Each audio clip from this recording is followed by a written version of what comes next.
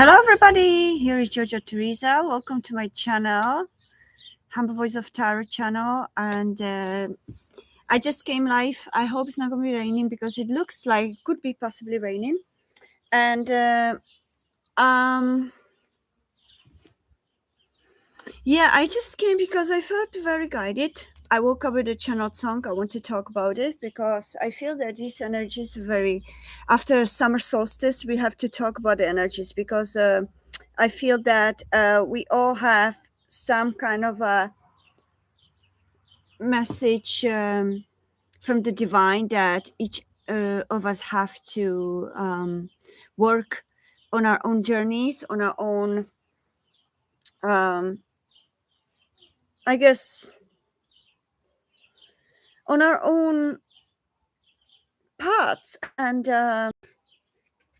traumatic, wounded places that we have. And that's why I thought to come today. I just have to fix my hair because I had some hair always tickling me. Just if it starts raining, I'm not gonna continue because I have laptop and I don't want that to be damaged. How is everybody doing? How are the energies after summer solstice? I hope that everything is at peace now. The storms have passed, and we can now enjoy the rainbows. For those of you that felt that it was pretty transformative, yeah, you're spot on because what the summer solstice actually activated is it activated another parts of DNA memories and inner truths that we all are experiencing individually, and especially regarding to childhood wounds in that stems from perhaps family generational karma or karmic wounding that we carry on, and therefore we need to talk about it. We need to prepare for that. This is the Palo Santo for those of you. It clears energies. What's the story with this?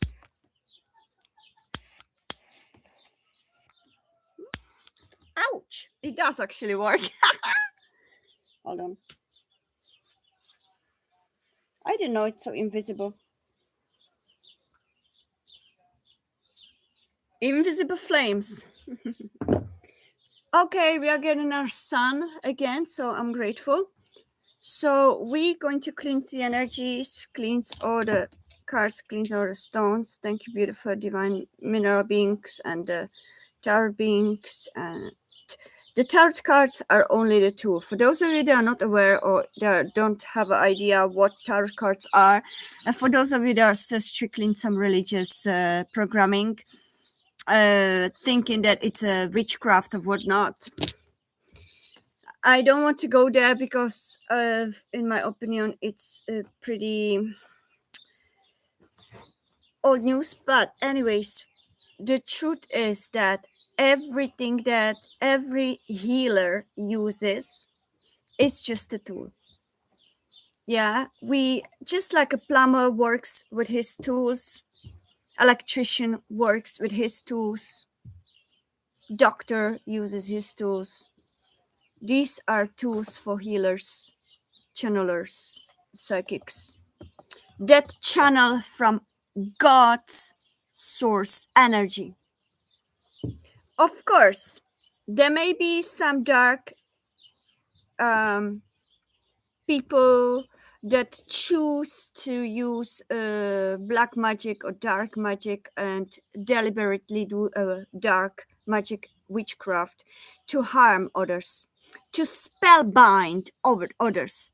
That is against the universal law of non-interference. That is against those people with their own free will. If they do some kind of witchcraft, remember, if they do some kind of spell works, if they do some kind of voodoo, negative voodoo against somebody else's free will, if they do spell binding that some people have on their websites,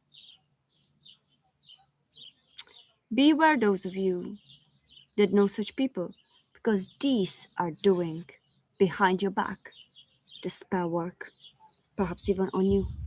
So we have to be careful, okay? We have to be careful because these kind of people don't have good intentions.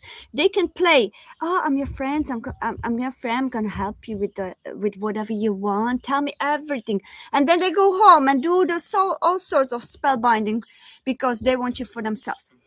Be careful, people, because these people that do practice this dark magic, black magic, or spell binding magic are working against God. They're working against uh, law of non-interference. But this is not this channel. This is not myself. Okay, I only work with light, source, Christ consciousness energy, angelic energies, and I never cross the line. Never do any magic, black magic or whatever. Never do that. I'm strictly against it. I blocked it from me as well, so nobody can do it on me.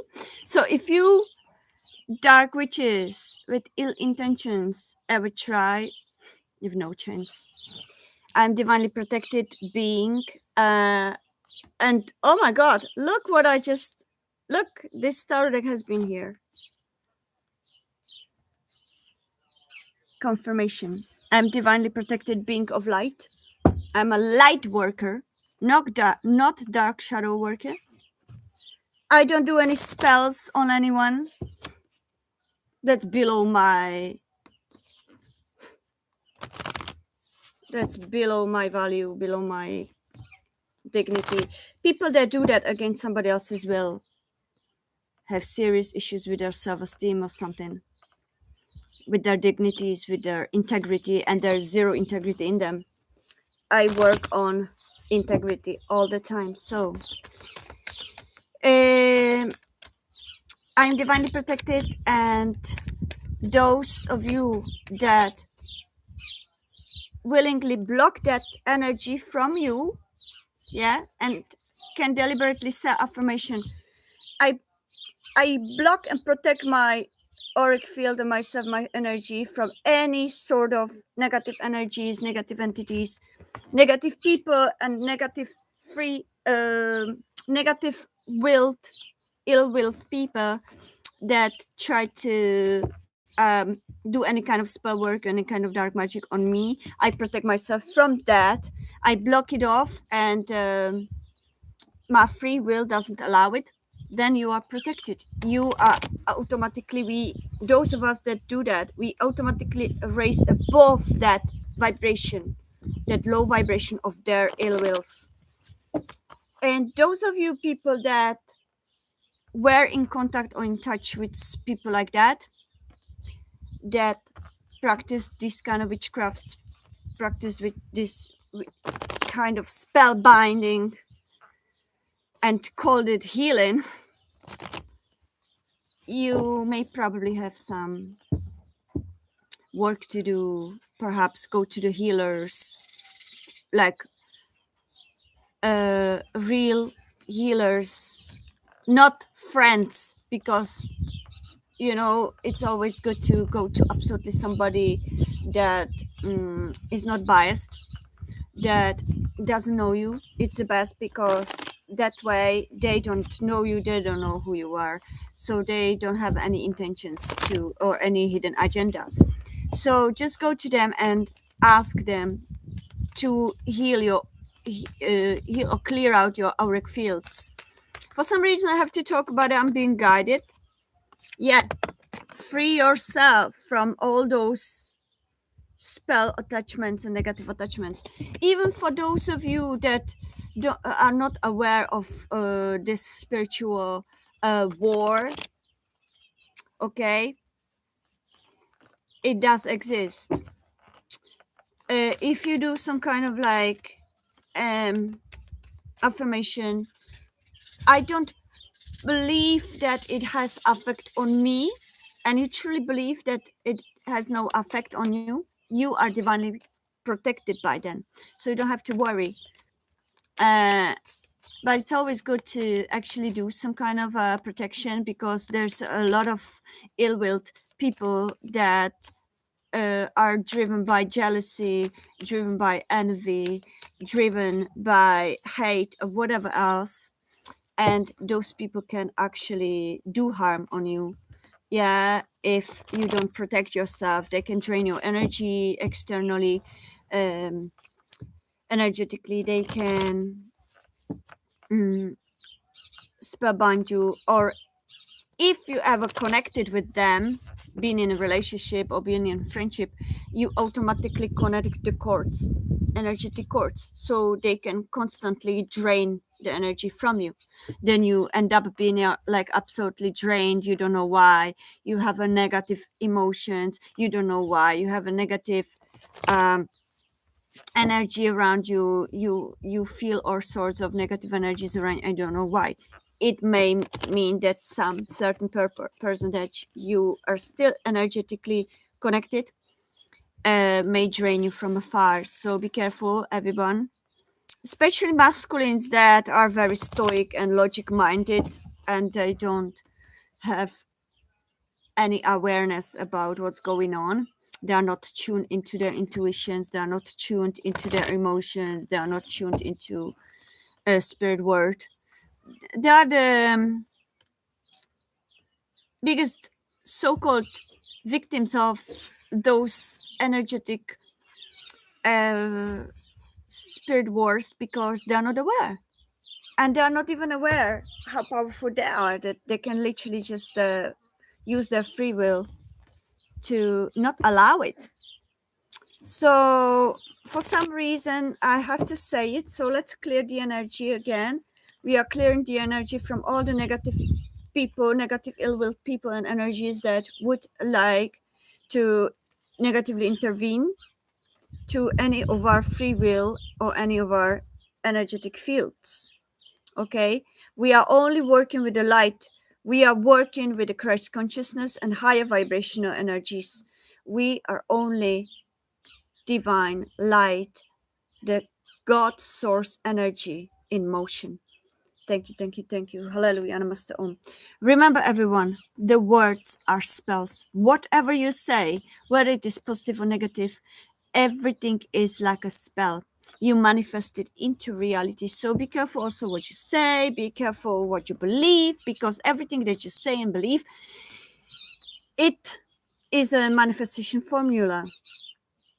Meaning, even simple things. Oh, I've heard in the news that it's going to be bad weather, so I believe it's going to be bad weather because I heard in the news.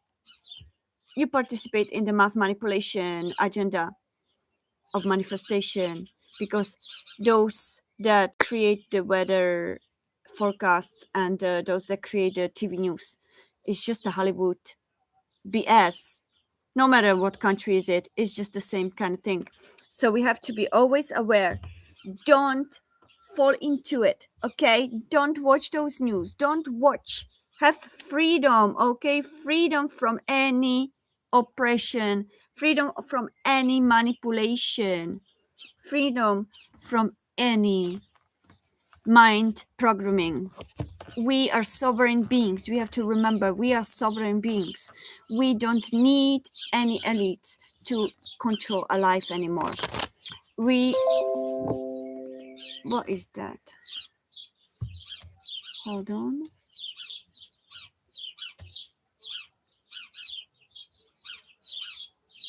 Okay, no worries. So always make sure that you are fully aware and don't fall into any BS, okay? Because that drains not only your energy, but it changes your environment as well. Because once you start believing, you're creating a reality of that, okay? Also, who you interact with. If you interact with ill-willed people, you become one of those energetic beings.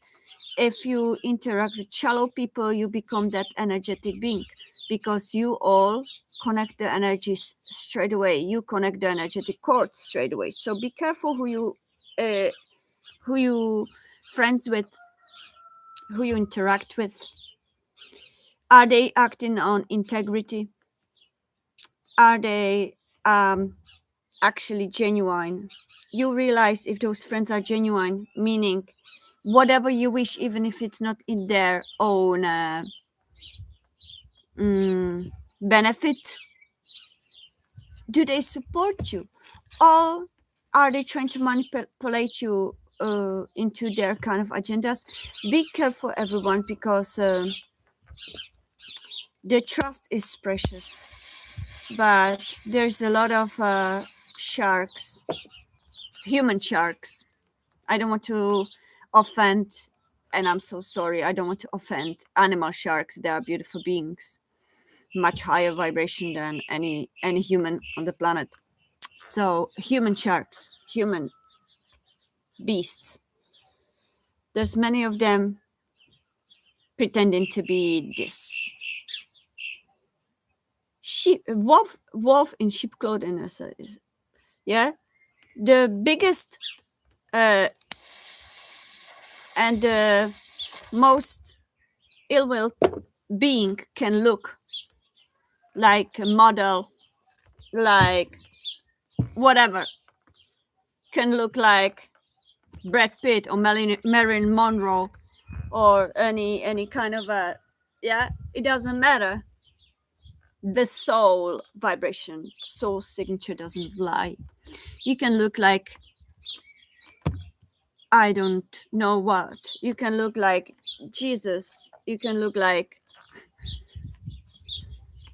whoever, the biggest, amazing, most amazing model, man or female, male or female. But if your soul stinks, that's it, you know? People like me, energetic beings, we feel it. We feel the truth. So, everybody, guys, that you should always check your environment. If you are somewhere and you physically somewhere with someone physically, and after you leave their physical space, if you feel drained, if you feel sucked out of your air, basically energy, start thinking. If you feel suddenly tired when you speak to somebody physically, yeah, because physical energies, when they get together, they suck each other's energies. So always make sure that you know who you let yourself close to, okay? So that's the one thing I needed to say. We are divinely protected beings. If we choose the path of light, we get all the universe working in our favor. If we choose the path of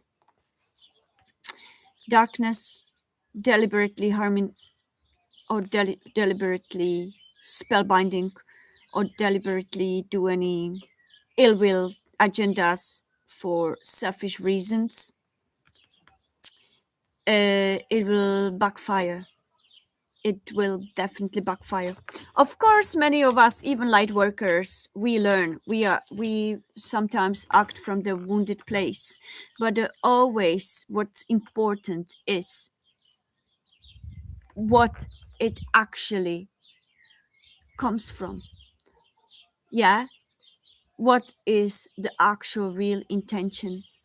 Is our intention to hurt, or is our intention just to state the boundaries for the highest good of all involved?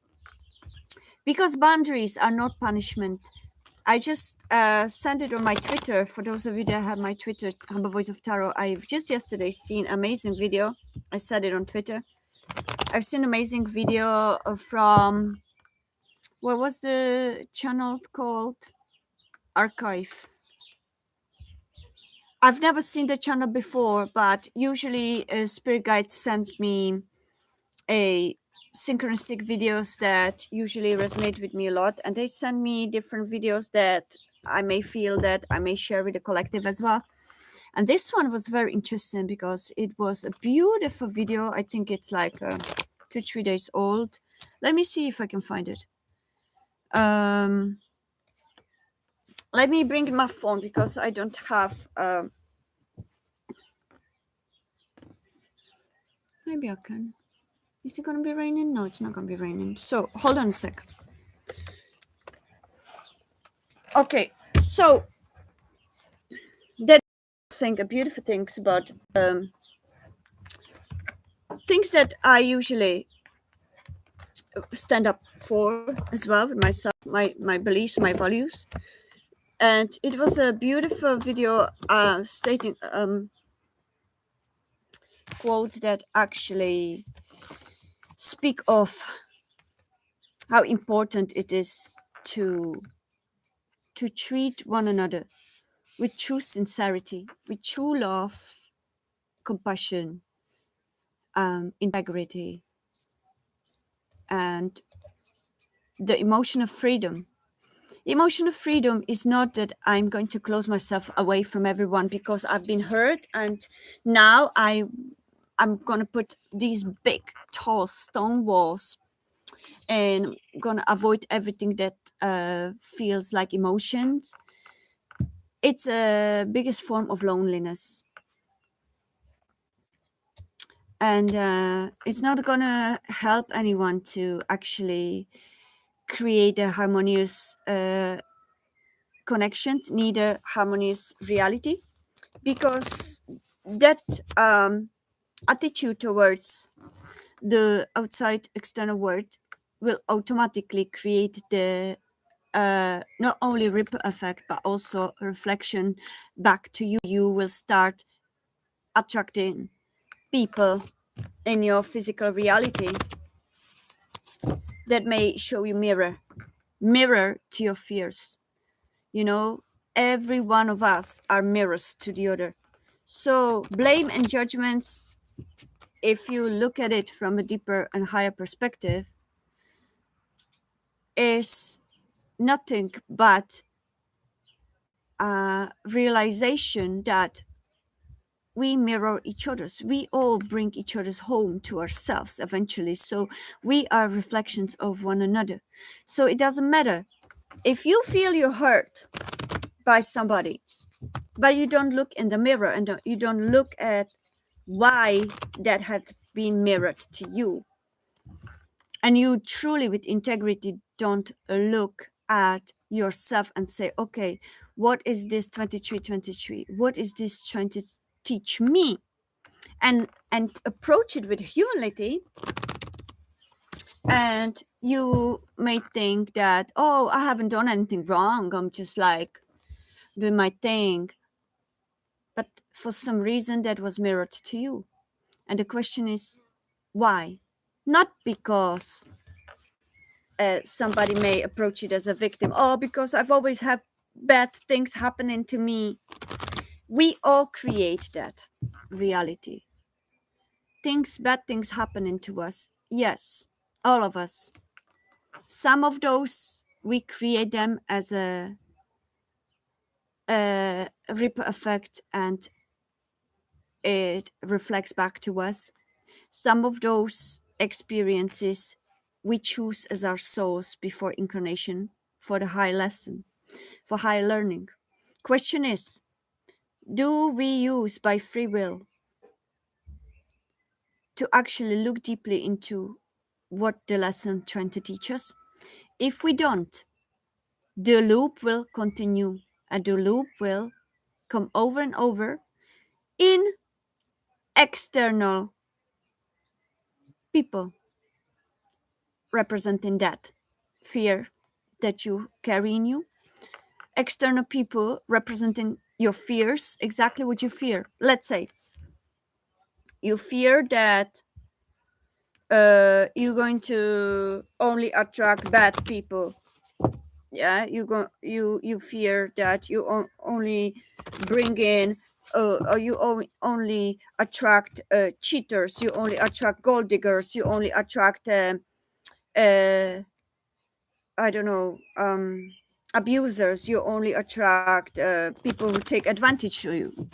If you believe that all that is out there and you close yourself from it, you close yourself from the world, you stay in that vibration, you deny any lesson to be learned, you refuse to learn from anything, you refuse to look into the mirror, introspect and realize, okay, so why am I attracting these type of people? What is the lesson here? Okay, so why am I attracting, let's say, abusers, or why am I attracting avoidant people? Why am I attracting um, gold diggers or people who take advantage of my material possessions? Let's say, why am I attracting those things? You know, you must look in yourself. You must humbly and sincerely look inside of you, because that's what you create as a external reality. You are the gamer. You are the person of this simulation. Remember, we live in a simulation. This is all game. This is all simulation.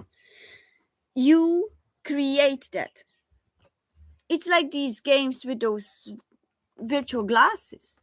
You create that. Okay? So you must realize that first. Second, okay, why am I creating it? Okay, why am I attracting this kind of people? Or why am I attracting shallow people? Users, cheaters, players. Why am I attracting emotionally unstable people? Why am I attracting liars? Why am I attracting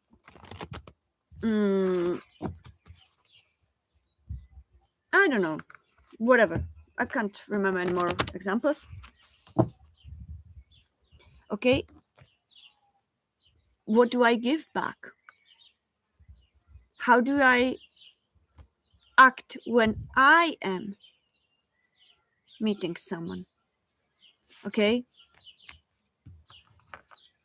why am I afraid of those? Isn't it time to heal that already?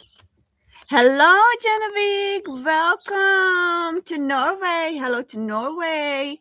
Hello, long time no see. How are you? What's the weather in Norway? I wonder. Thank you all for your likes. Yeah, understanding. Do I actually give back in mutual understanding to meet in the middle of the bridge?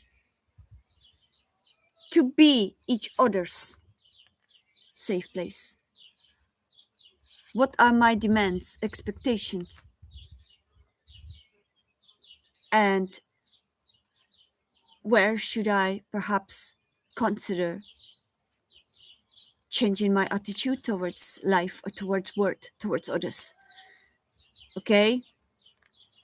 How do I treat people? How do I perceive people? Because the way you perceive others, that's what you attract. If you perceive them as all women are gold diggers, all men are abusers, all women are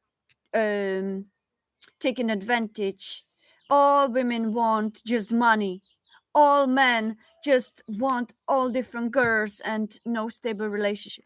If you have feminines or masculines, if you have any kind of preconceived assumption of and generalizing everyone in one box, then you attract the same box that you're generalizing those people in. Okay, you have to change your perspective first. You need to open your heart. Not everyone is the same, but first you need to be willing to open yourself to realize that, perhaps I'm attracting the same group of people because that's my perception of general general idea of people, of females or males. So we have to start thinking first, introspect within us. Why am I attracting this into my own game, my own reality? Am I using and abusing people? Am I taking advantage of people? Am I cheating? Am I lying? Am I ambiguous? Am I using ambiguity? Am I using honesty? Am I using truth? What am I using in my game towards others? That's what you attract. Sometimes you attract resistance, the opposites, because you're meant to learn from them. If you are, let's say, person who treats others just like, hello Sue, welcome. I just finished this thought. If you treat others like insignificant,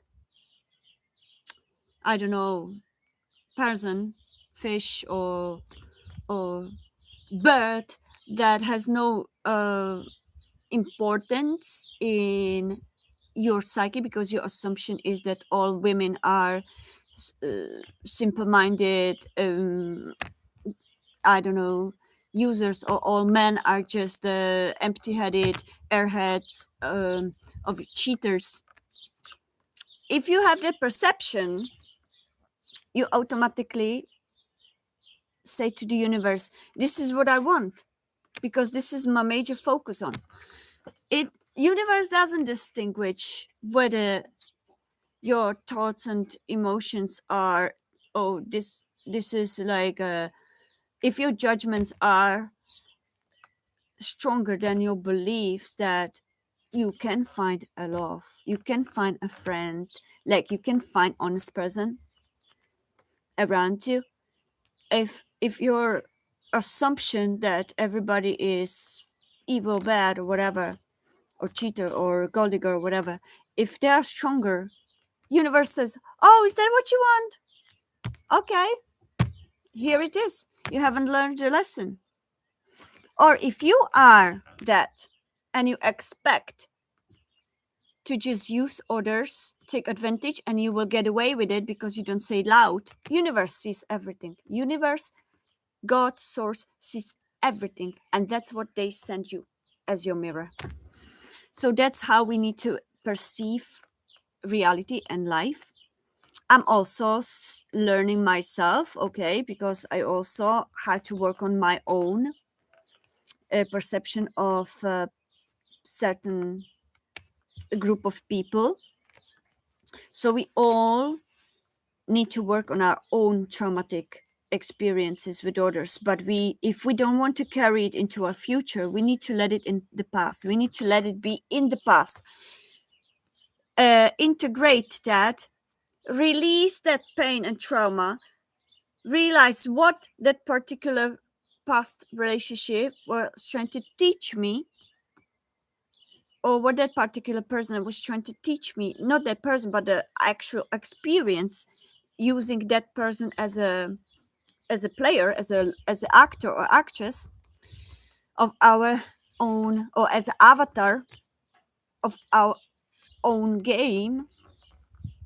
You need to have a deep understanding first about how this reality works, and then integrate it, settle in the wisdom that has been taught, and release that perception once and for all. Don't play the victim mode for a long time. You need to get out of that victim mode as soon as you can, because that victim mode is holding you in the loop, in the same loop. What your victimhood is saying, that's what you attract, because universe reads it as, that's what I want. Yeah, this is what I want.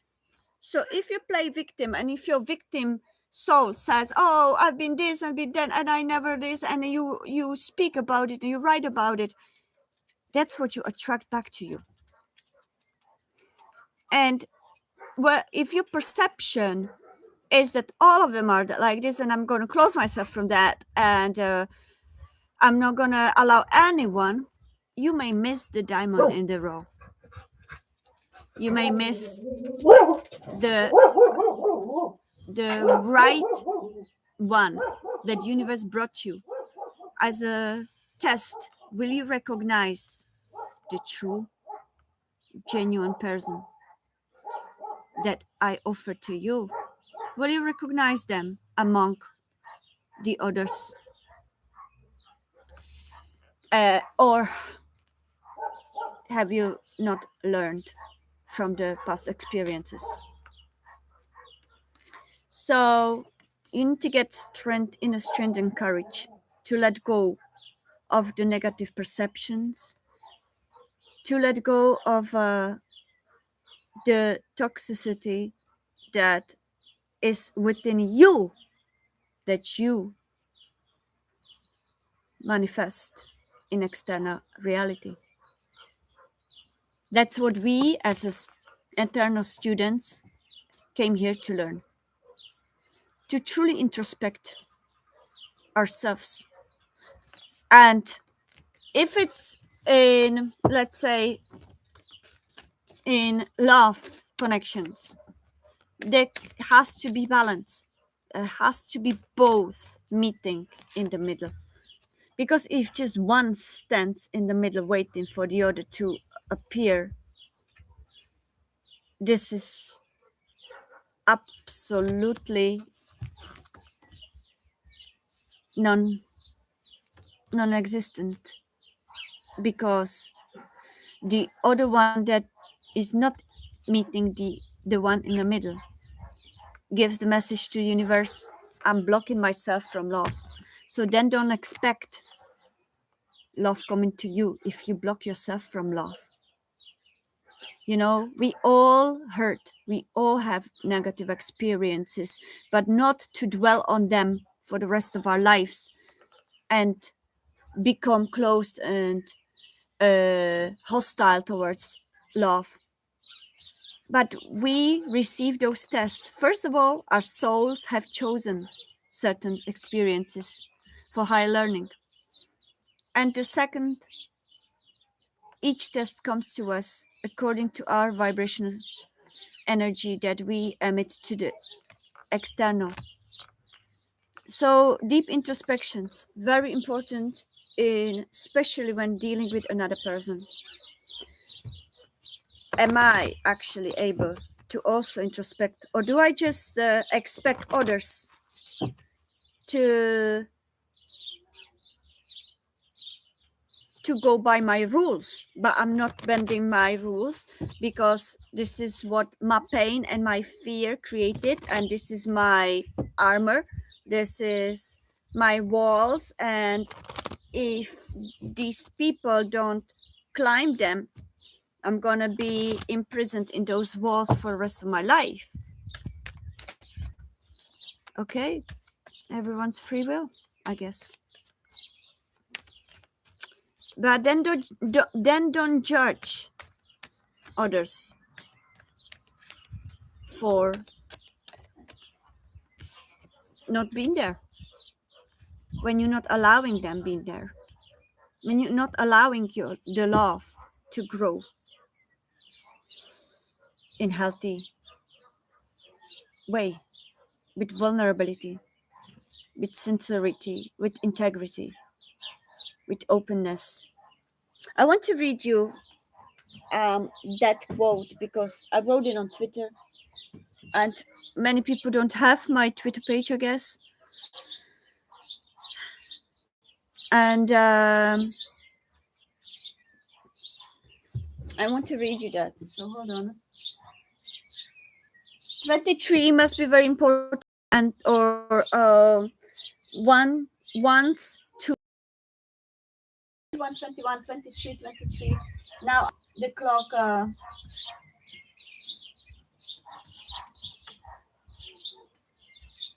Okay. So as I said, I saw this amazing video. Okay. And I loved it. It came to me as a okay. And I want to do a grounded affirmation for you as well. I wrote on Twitter because I think that we all need it. Especially divine feminines are rising now. I feel the energy of divine feminines rising into our full sovereignty and value, not allowing anything that is not of that that we emit to the space, to the universe. Okay, so these were inspired quotes that I've seen in that video, and I just really loved it. So, love cannot grow where one person's heart is armored, and the other one bleeds open. Okay, so basically, when one person doesn't give anything back in return, doesn't open themselves, and the other one opens themselves, it's obviously automatically cannot work naturally by universal law. It just cannot exist that way if they don't meet in the middle. Okay, so where one only takes and the other one only gives. Love must be met in sincerity and approached with gentle vulnerability, truth, integrity, and emotional generosity without rules to obey. Love doesn't have rules. Love flows. Love feels. Love is energy.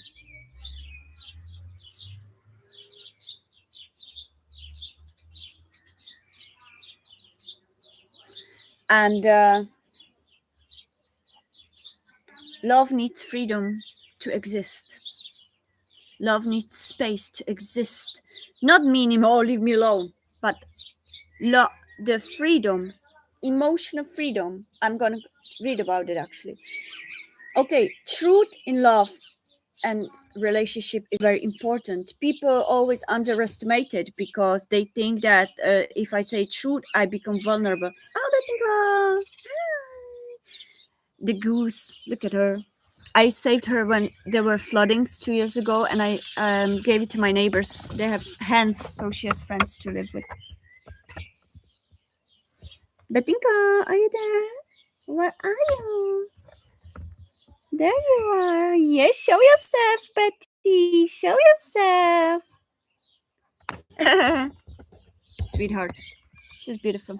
I think it's a boy, actually. Yeah. So communication is a key. Communication always needs to be reciprocated. If both of them are willing or open to love, truth in love and relationships is very important, and it requires more than confidence. It requires humility. People also underestimate that. Some people may feel that, oh, if I act nonchalant, or if I act I'm strong on the outside, yeah, people will respect me more. But people will respect you more when you show your vulnerability and your humility, because that creates authenticity. No, creates that. It shows the authenticity and the true souls, the real, genuine souls. They respect authenticity, vulnerability, and emotional maturity. And only users will get away. No, get away. Only users will accept the nonchalant playing some kind of thing, because they truly don't care about you. So they don't care what you do, how you present yourself, whether it is authentic or not, because they use you for certain things. They use you for concrete agenda. So even if you play Brad Pitt, they don't care because they don't care about your soul. They don't care about your true being. They care about what you have. That's not love. That's using someone. So that's how we can recognize the true love as well. Love, truth, boundaries. Okay, two people give to each other. Boundaries that two people give to each other are not a punishment or something that one would attempt to insult other. It's an act of love and vulnerability, because boundaries, when we all gently state our boundaries. Look at this beautiful, I think it was wasp. She came and she was looking at me like this. Boundaries, when two people give each other's boundaries, it's not a punishment or insult, but their necessity and form of truth that builds foundation. Boundaries need to be stated. Example, like I love you, but my boundary is that I'm not going to accept anything less than I'm valuable of.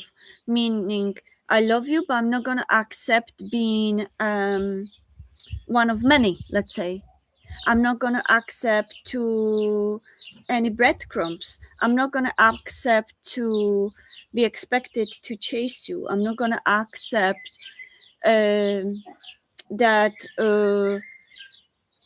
I'm just going to be your bank, I'm just going to be your wallet. I'm not going to accept that you're going to control the way I speak or the way I talk or the way I behave. I'm not going to accept that you're giving me limitations to my own authenticity. These are healthy boundaries. These are healthy boundaries, and they're coming out of love because that person cares about you and cares about the connection, and that person wants to have a healthy connection with you, not connection based on false foundations of lies, foundations of pretense, but that person states boundaries out of love because it is the inner truth of their soul, and both could, in honesty and sincerity, with love in their heart, give each other's boundaries at the beginning, because it's very important for the foundation. Not only that one gives boundaries and another and the other one has to obey. It has to be mutual. They have to meet in the middle with understanding.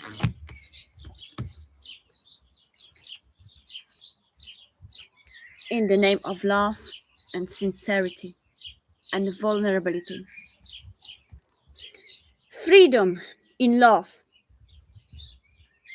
equals emotional generosity and sincerity. When both people give without limits, when two hearts make space for each other's rhythm. I loved that sentence. When two hearts make space for each other's rhythm. That's very important. A lot of relationships are broken because there's only one giving and another one is only receiving, doesn't give anything back, or expects that one will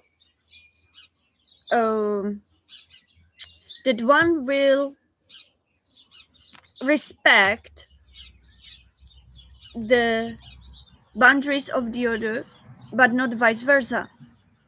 That's not balanced. That's a control. That's a form of control. Thank you, Dersu. She's amazing. So, would you like to be my moderator? You're amazing in that.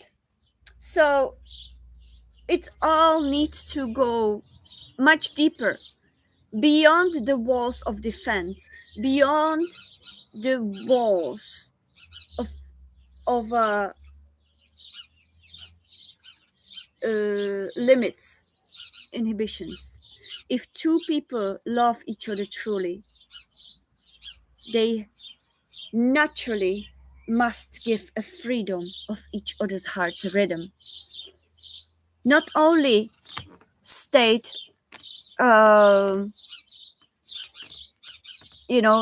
this is how I operate, okay? But I expect you just to obey me. I say my boundaries, this is how I operate. Now I would wish to know how you operate. What are your boundaries? What are your ways to exist?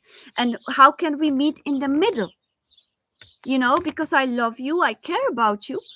If you love me and care about me, are you going to also respect my heart's rhythm? Not only your heart's rhythm, and expect me to just move around your rhythm, but absolutely shut down and silence my own rhythm of my heart. Then one heart will always suffer. There has to be reciprocated openness and generosity of emotions. Even with this risk, we may get hurt. We may be challenged by the others out of love, if the love is genuine. Obviously, there's still risk that you may come across some users or whatever. But you can naturally feel it in their soul, whether that person is truly kind or genuine, or if they play it. Jabatinka, she's looking at me. So it's very important, guys. It's not about fights or arguments. It's about true love needing foundation to exist on. And foundation that love needs to exist is to be mutual truth between them, sincerity, integrity, healthy boundaries, freedom in love and expression of both, not only one, balance of giving and receiving, emotional generosity, meaning that I give you what I feel. I'm not going to hold back. I'm not going to lie. I'm not going to have a thick armor. Mutual trust. But if we approach new love automatically with mistrust, and we approach love with defense, we approach new love with hostility, or we approach new love with automatic preconceived assumption that she's gonna hurt me again, or she's gonna hurt me, or she's gonna hurt me, or he's gonna hurt me, you are automatically and naturally blocking the energy of true love, energy of actual genuinity, because you automatically come with a thick wall, and you expect the other one who is innocent in knowing what's wrong with you, you expect them automatically to climb it. It can't work. It's not fair. So we need to always find the middle ground, always meet in the middle. When we meet new people, when we get to know new people. Because if the connection is automatically built on lies, on defense, on ambiguity, on insincerity, on negative assumptions, it cannot work. It cannot thrive. It dies out, even if the potential was of a deep, genuine, true love. So it's really important that we leave past behind when we open for another person, because we are not only hurting them because we are bleeding on the other. But we must also realize, okay, they bleed on me, but what if I bleed on them my pain as well? Am I mature enough to introspect and realize that maybe it's not just her fault? It's not just her bleeding on me, but maybe I bleed on her as well, or him. So we need to be always honest. I'm saying it with my purest heart in the name of divine love. Okay, we always need to be honest to ourselves as well to others. It's very important to always carry that. And when I'm wrong and I acknowledge I'm wrong, be humble enough to say it. Have integrity to say it. And the other one should have integrity to say it too. You know, whatever there is, only one knows. True emotional freedom is not that never belonging to anyone or guarding oneself. That stems from fear of being hurt, and that's not going to bring us anywhere. True emotional freedom is quite the opposite. It is the ability to stand in front of someone without armor, without games or ambiguity, without the need to escape each moment the love becomes real. You know, sometimes we fear love because last time we loved, they hurt us. But why do people expect that the new person will hurt us immediately, and that's why we put our armor, expecting that the other one will find a way to get through it? What if the other one was hurt the same way? Are you gonna be meeting with two armors, expecting the other one do the work? We both have to take down the armor. If we love the other one, we need to take the leap in love. That's what love is about. To open the hearts and souls in sincerity, truth, and trust.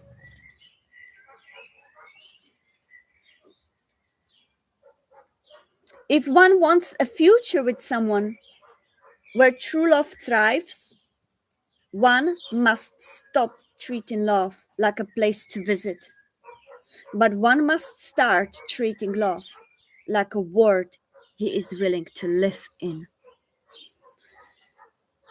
Meaning, if we just treat love like, oh, I'm just passing through, hi bye, and next one, hi bye, and next one, hi bye, and next one, hi bye, and then I'm gonna pass through there and here and there and here,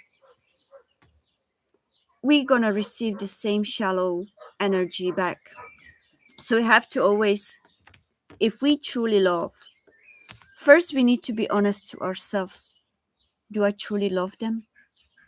If I love them, what do they make me feel safe in myself? Do they make me feel like I want to be my best self? If somebody makes you feel like you want to be your best self, and your desire, deep desire is, oh, I want to give her everything, I want to give him everything, I want to be the best self, I want to be my most honest, authentic self. If somebody opens that in you, that's their love that you can call true love.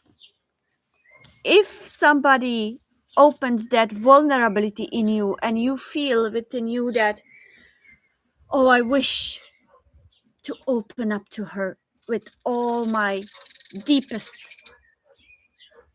authenticity, but then the mind chapter starts saying, yeah, but be careful, and my friends are starting to say all these programmed agendas or these programmed things, la la la la la, and you let the other monkey chatters to intervene into your own inner being.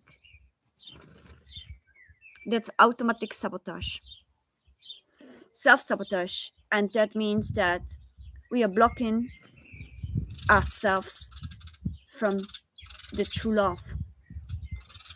So the communication is the key. Okay, communication with inspiration and understanding, trusting with confidence that this next love is not here to get me, to kill me, to hurt me, but give chance to new love, because that new love has nothing to do with your past experiences. Clarity is the key. Clarity among each other. That's why the state in the boundaries. Okay, I've been hurt such and such way, and that's why I don't no longer accept ambiguity, because people cheated on me, people lied to me, people treated me like I was nobody, like I was nothing to them, and I no longer accept that. Please, would you respect that boundary and be clear to me, always be truthful and honest to me, and I will be truthful and honest to you and be clear. Will you be always consistent? Will you not use ambiguity, but will you use clarity instead? You know, these are boundaries. Or I've been cheated by gold diggers. They always used me. They always used my money, my possessions. They always used me for material needs and reasons, and then they dumped me. Okay, so that's why I don't trust people in that matter. You know, could you give me honesty and uh, clarity in trust, to trust you that you're not going to hurt me that way? Yeah, and energy is a key. Two people must always energetically meet in the same place.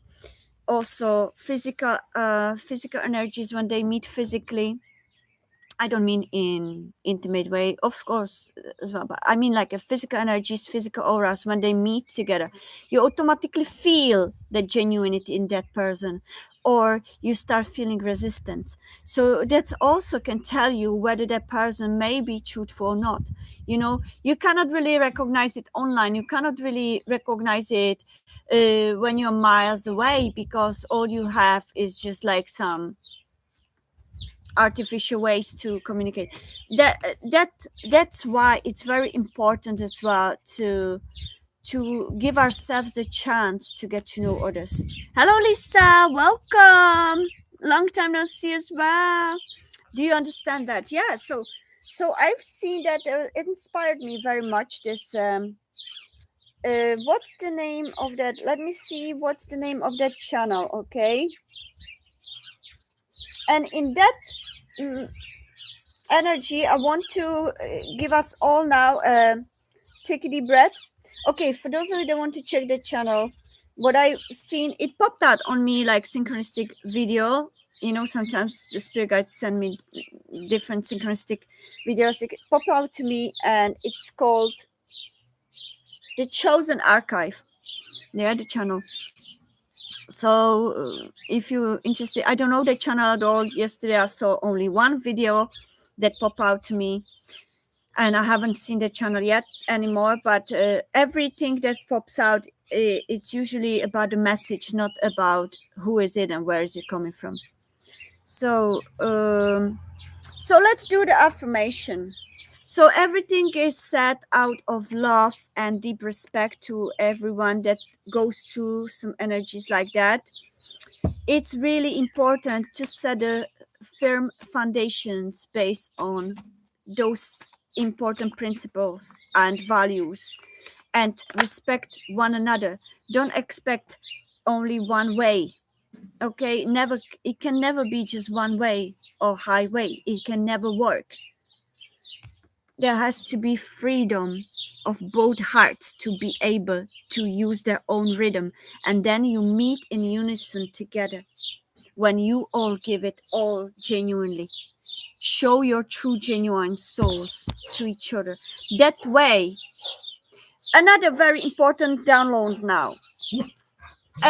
Why is so important to be genuine to one another? Because when you're genuine, you emit that genuine energy, you automatically attract the vibration. You go to the same frequency vibration and you meet people on the same level of genuinity. But if you create different alter egos or personas and you pretend to be somebody else, or you don't show your true self and you pretend to be some other one, you attracting the same level of people. Okay, if you attract if you act like I'm this one and that one. Oh, I see a beautiful butterfly now. Oh, hello butterfly. Always reminds me of my beautiful doggy baby next to my neck. Rest in peace, beautiful baby. So that's also very important. Why is important to act genuinely? That's why I always speak about it and I always act on it. No matter how hurt I get, I always go out with authenticity, genuinity, vulnerability, each new experience, because not only that nobody deserves any fakeness of you. Secondly, it doesn't even help you. You just, if you fake to somebody, you attract the same fakes. And then if there comes genuine person to bring you transformation, okay, and you feel triggered, you know, and then it universe brings you that experience because it wants to open that authenticity in you, so that gives you chance and opportunity to finally live in your authenticity, in your harmonious open-hearted authenticity. Then the love can thrive. Okay, we need to always think about that we attract what we emit, what we give out. If you give out your true authenticity, genuinity, kindness, and vulnerability, you receive that energy back. If you give out not genuine, what's the opposite of genuinity? Hypocrisy, maybe hypocrisy. If you give out a hypocrisy, if you give out of some kind of pretended persona, you attract the same towards you. So, and then you get hurt, and then you don't know why am I attracting those. Ask yourself, guys, am I being truly genuine in this relationship? Am I being truly genuine and open and authentic in this relationship? If the answer is no, then you have the answer why you attracted that person that you are in a relationship of or marriage or friendship with. You must always think about, how do I come out as? You know, I always speak about truth. I always speak about clarity. I always speak about open communication. I always speak about authenticity because these are the most important values and principles for the deep, strong foundation of true love. And because I don't accept anything less than, I'd rather be alone, or I'd rather be sovereign on my own, and I'd rather be crying in my pillow than go down the level that I accept or that I energetically allow, which is, integrity, clarity, authenticity, open hearted communications, vulnerability, truth, clarity, yeah, and understanding. That way you are automatically divinely protected from anything less than. Okay, and that's why it's important. So you don't have to worry if I open myself and I go authentic, and I go this and that, you know and if you go there with true honesty into that, and trust in divine unfolding, if you give trust and you surrender to the divine plan and unfolding, you don't have to worry, because you know your worth, and universe will reflect that worth in another person. But you must be honest with yourself. If you're not honest with yourself, or if you're not feeling worthy, you may attract people who challenge that. If you're not honest with yourself, you attract people who are not honest with you. If you are not uh, giving your authenticity, then you attract what you give out. Let me see. One of my cats said. So, but also, yours also brings the opposite. Be careful not to mix it up. You receive. Nastąpi na ten laptop, jo? You receive. The universe works this way. They are 11133. Wow. Okay. We have a divine protection, divine protection here, and I see now 11144. Divine protection. We have Pleiadians here. Thank you, divine Pleiadians. I feel them. Thank you, divine beings. We have angelic beings here. Archangel Michael always protects us. Thank you, divine Archangel Michael, for protecting us. I love you. I love you. I love you. So, universe works in this two kind of ways. When, as a souls, we incarnate, we come with a certain lessons to learn. We choose them. Okay, I want to learn to be more open-hearted. I want to learn what does it feel when I get betrayed. I want to learn to be more humble. I want to learn to be more stronger, not to be people pleaser anymore. That was my case. I was very people pleasing. I was always in past. I did a lot of mistakes because I was afraid to lose somebody. I was afraid of loss. Yeah, that was because I've lost so many important people in my life, and my baby. I was always afraid of loss when I was younger as well, and I was attracting that, So I turned to people pleasing. A lot of divine feminines have that wounded place, because of patriarchal society programmed a lot of men to treat women as nobodies, as disposable material. So women got this collective wound to people please, and wounded masculines would take advantage of it. So we are coming out of that cycle, and divine feminines are rising to their own strength and sovereignty and worth, defending their worth. And that's very, very strong energy, collective energy right now. Do you guys feel it? Also, let's do the grounding affirmation for everyone. Whoever feels resonating, feminines, masculines, whoever feels resonating. Take a deep breath, everybody.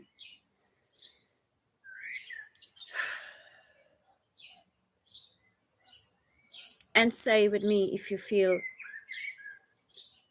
I return to clarity. I honor clarity as protection. If something is not communicated to me directly and clearly, I do not act on it. I no longer read between invisible lines.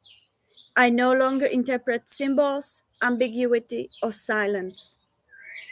I trust what is spoken with clarity. I release what is not. Clarity is my peace. I stay rooted in what is real, what is present, and directly shared with me. And so it is. Namaste. Om. Hallelujah. Amen. Whatever you do. This is very strong affirmation, and we always can bring that to ourselves. We always can bring that to ourselves, and then we automatically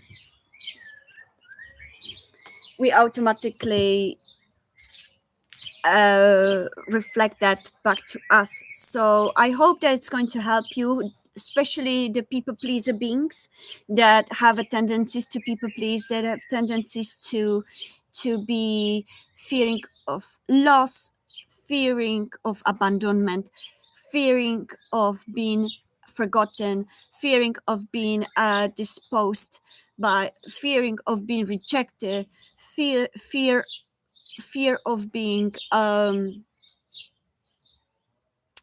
all those kind of issues, that can work for you. Okay, once you affirm that, you attract that to you, and you are automatically divinely protected from anything less than. You must stand in your own integrity, in your own sovereignty. Use creativity as well to raise your vibration. Okay, so and be always aware of your choices, of your actions, but also choices and actions of others. And always remember, understanding is a key, and to meet the other one in the middle of the bridge. You need to build that bridge together, using each other's individual rhythms of your heart. Nobody must silence the other one's heartbeat for their benefit, or demand that my way or highway. We always have to understand that mutual understanding stems from mutual communication, open communication with sincerity, authenticity, open heart, and trust in love. Because if we automatically close ourselves from love, how can we expect to receive that? We must first unblock ourselves. Rumi said something along the lines. Does anybody know that quote? That you need to get rid of, if you want the love, I don't know exactly how it's it. If you want love, you need to get rid of all the barriers that are from holding that love from. How is that quote? I can't remember. Rumi.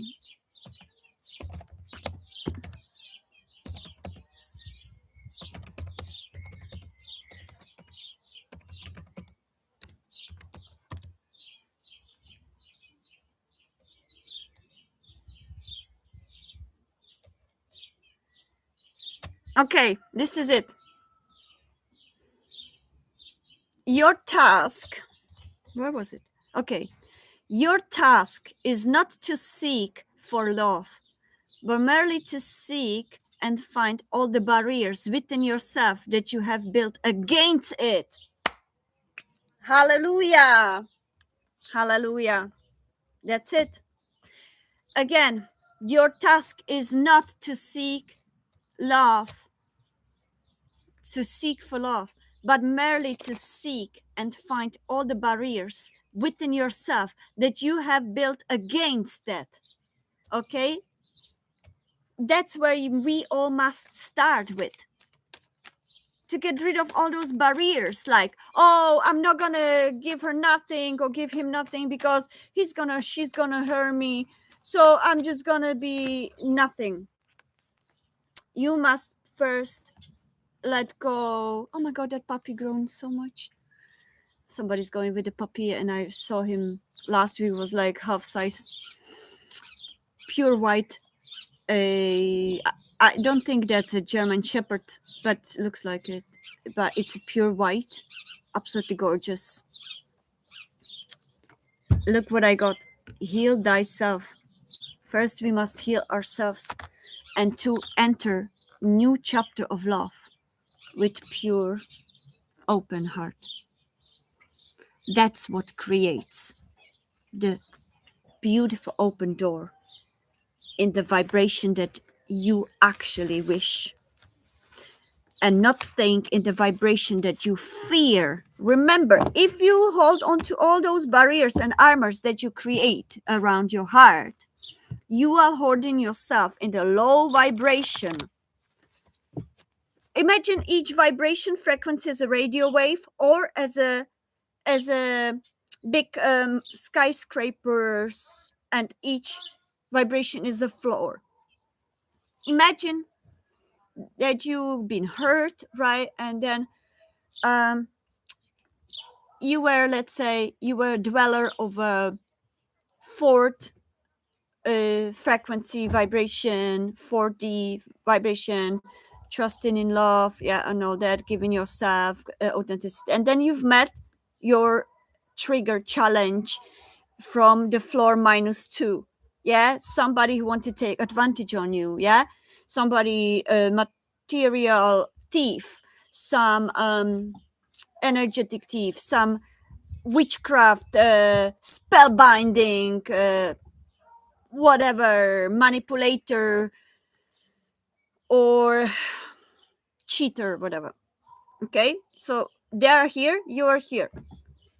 So you get their level, then they leave, you leave each other, yeah, you go, then you raise a little bit because you chose to leave this. But then you have all these barriers, these heavy metal chains around your heart and all that. It takes each of us, of course, some time to heal and process it and integrate it.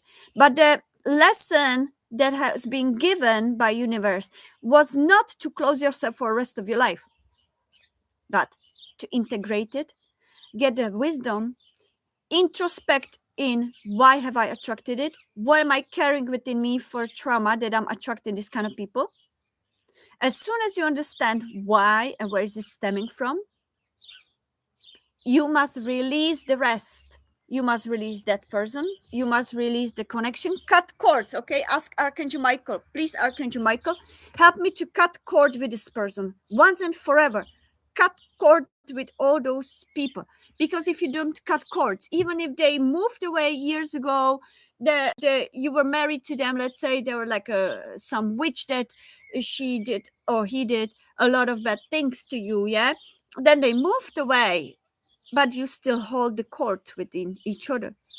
They can still use their whatever agenda they have. They can still use it against you. They can still drain your energy. They can still manipulate your current relationships. They can still manipulate even that new person that you're dealing with. You know, spiritual war is a real deal, real thing. We have to learn how to cut cords, how to energetically protect ourselves. But first of all, we need to realize that we are spirits riding the vehicle called the body right now. Okay, we are not the physical body. Maybe having a spirit somewhere in the, we are the spirit in a body, meaning we first and foremost, we are the spirit, living spirit, existing spirit. And we have this little small glove on tip of our finger, meaning our energy essence, called body, which we can change anytime in a different lifetimes. If we give all the power to that little bit and we forget that we are all this spirit, we lower ourselves as well as we attract the same level of people. So if we hold ourselves hostage by our own fears, by our own preconceived assumptions about, oh, everybody must be the same now. Or if we have a preconceived ideas and we refuse to work on those issues, okay, and we carry them from relationship to relationship to relationship to relationship, and we build up this hostility. Oh, everybody's same, and I always get disappointed, and it's always the same. It's always the same. You are words are spells. You are saying to the universe, "Hey, send me the same kind of thing. Yeah, send me the same kind of thing because I'm the masochist. I want the same thing." That's what universe understands. You need to start, and that's what I always do when I break up with somebody. Okay. Um, I had this very toxic connection 2 years ago. Yeah, 3 years ago, maybe. Very devilish person, and it was a karmic experience back in Ireland that lasted maybe 1 month, and it was very toxic, and I could feel it. Okay, so I sent them, you know where, and I blocked them off of me. I cut cords off of them because they used black magic, they used all sorts of things, and they were like very, very dark entities. But obviously, the first 2 weeks they played like, oh, and this is the best thing ever. And then the second 2 weeks, that person turned out to be absolute crazy dark entity. Okay. And I was like, oh my God. Thank goodness. Thank goodness I haven't promised anything to them, or I haven't done anything that I should regret. So I cut them off of me. I blocked them also from my life. I blocked them on all social medias. Yeah. And I moved the town. I went away from town where he was living, and I cut cords with them. I asked all angels to protect me from him. And since then, I never ever had a problem. And I could feel the dark energy elevating from me, you know? So spiritual wars are true. And this, like, even those people that don't believe in them, they're still there. You're just not aware. It's very important to be aware how powerful we are as a spirit beings, and that we need to realize that we are spiritual beings, very powerful. And even if we are not aware, because we are programmed to believe that only evidence and scientific evidence and all that stuff, or all that BS, still our higher selves are that big being, and still we attract other entities. Like, obviously, if you rise above it and you say, as I said, free will, like, I am not allowing this in my life, you must believe that you are that powerful. You know, the dark shadow elite try to program us from indoctrination at schools and doctors, all those mafias, yeah, indoctrination, schools, doctors, society, and parents, unfortunately, as well, because they were programmed themselves. They teach us the opposite of what we truly are. Okay, first look at the evidence. You must first see it, then believe it. No, no, no, no, no, no, no, no, everyone. Truth is, you must first give it a strong belief and imagine it, visualize it, manifest it inside of you, and believe it with all your emotions. Then you will see it. That's the real formula. That's the magic that's happening for those that have that formula already in works. We need to get rid of the old programming. You need to see the evidence to believe it. That's not how universe works. That's not how this simulation works. So I'm still learning myself. Okay, I'm not any expert. I'm just sharing it as a teacher, more like teaching what I've learned. But I'm not. I haven't mastered it in all ways. I'm still falling myself sometimes. Yeah.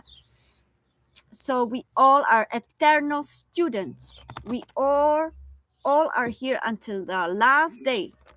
We are students. And those people that think, oh, I've learned everything, I have nothing to learn, I have this power, I have this success, I have this all and that, and I don't have anything to learn anymore. This is not true. Universe will show us, in the next lesson. So it's better to be humble and open-hearted, open-minded, and just look at everything with awareness, with with innocent of the child, and accept oneself. Accept yourself the way you are, with everything that you are, because you are the one that love and knows yourself the best. When every door closes and you end up being alone in your room, that one, that person, that authentic being is who you are. Not when you are in front of hundreds of people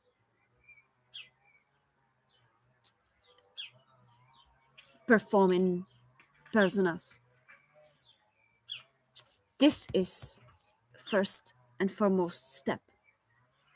First, we have to accept ourselves for who we are. We have to forgive ourselves for what we've done as a mistakes in past, because we didn't know any better, because we acted from naivety, we acted from pain, we acted from fear, we acted from wounds. We must accept this. We must realize and accept that we are only learning as well. Once we forgive ourselves for all those mistakes, we will start attracting the good things to us, not attracting what we don't like about ourselves. And that's the major lesson that universe is trying to teach us. And also our spirit guides and the positive benevolent extraterrestrial beings. By the way, I don't know if somebody knows Elizabeth April. I saw one of her videos. She was saying that apparently governments are preparing fake, fake, fake alien invasion. I'm just saying it here because I'm now taking advantage of this channel and these 350 people. I'm saying it here. Don't believe that. It's gonna be governments doing it. It's gonna be their so-called spaceships, drones, pretending in different suits, looking like aliens, but it's not real extraterrestrial beings that are existing. Remember, remember, remember. The benevolent extraterrestrial beings are Pleiadians, Arcturians, Andromedans, Syrians, Lyrians, and many more. I can't remember now from my head, but these are the main important. Then there are different neutral ones like grays, and there are 3D ones which are very polarity based reptilians that are actually doing a lot of harm to the and intertwined with the governments and royals and all those things. And that's what you see, the dark shadow governments. Okay, be careful. But there are apparently also good reptilians that are fighting those bad ones, just like people. Yeah, humans are also 3D, so humans are good and bad ones. So reptilian race is one of those that are controlling this world with humans, bad people. It's not only reptilians It's reptilians and humans together, the bad ones that only care about power, money, and greed. But remember, the benevolent with no negative intentions are Pleiadians, Arcturians, Andromedans, Syrians, Lyrians, and I see the butterfly again. Okay, blue beings, blue avians. Who else? So far, there's a lot more. Um, mantis beings. Okay, these are highest vibration. They will never do harm. They will never cross the law of non-interference. They will never do it. Reptilians did it, yes. Draconians did it, yes. Okay, and they still do it to us with human parasites, the negative ones. So those ones, the human parasite negative ones, elites, draconians, and reptilians, dark shadow ones, will be creating the fake invasion, and they will try to portray it that it's one of those benevolent ones. So I want to tell you, the benevolent beings will never land or attack us. They are not in polarity reality. They are 5th D and higher, meaning that they only operate on positive light and Christ consciousness and higher vibration. They only come in peace, and they wouldn't come if there's still polarity, hostility on. They wouldn't put themselves in risk. Remember, we as a humans are so asleep and so primitive in thinking yet that we are self-destructive. We are big threat to galaxy, Milky Way, and other galaxies. We are the parasite threat to them. We, by creating the ignorant weapons and nuclear weapons and atomic weapons that can actually destroy not only this planet but other planets, that's the only way they have a right to intervene, is to stop that. But they're not going to stop it by invading us and killing us. They're going to stop it energetically with their, from very safe space in space, from their ships, with energetic light blocking, creating a blocking shield of energy, so that the nuclear weapons are basically shut down. That's the only way. They're not going to attack. So whatever you hear in those televisions tells lies to your visions. Whatever you hear there, remember what I say. It's not true. Okay? Everything that smells with negativity is not true. Oh, the aliens gonna kill us. No, it's not true. If somebody's gonna try to attack, it's a human parasite pretending to be aliens, and extraterrestrial reptilians maybe pretending in human bodies, which we now see in Hollywood and everywhere, in politics especially. So please don't listen to it. I have to say it. I have to keep repeating it because people are way too addicted to those televisions and TV news, and some people still believe that television and TV news are saying the truth. It's a big lie. It's like tabloids, okay? It's tabloids. It's bullword. It's nothing on truth, based on truth. So if you see any lights, if you see a lot of lights that your TV news will say, oh, these are here to get us, it's a BS, big bullshit, okay? Yes, there is going to be open contact, Pleiadians and few other benevolent races. But first of all, we must remember, Pleiadians and Arcturians are high vibrational beings. If they land in our atmosphere, they can die because this atmosphere is too dense for them, too negative.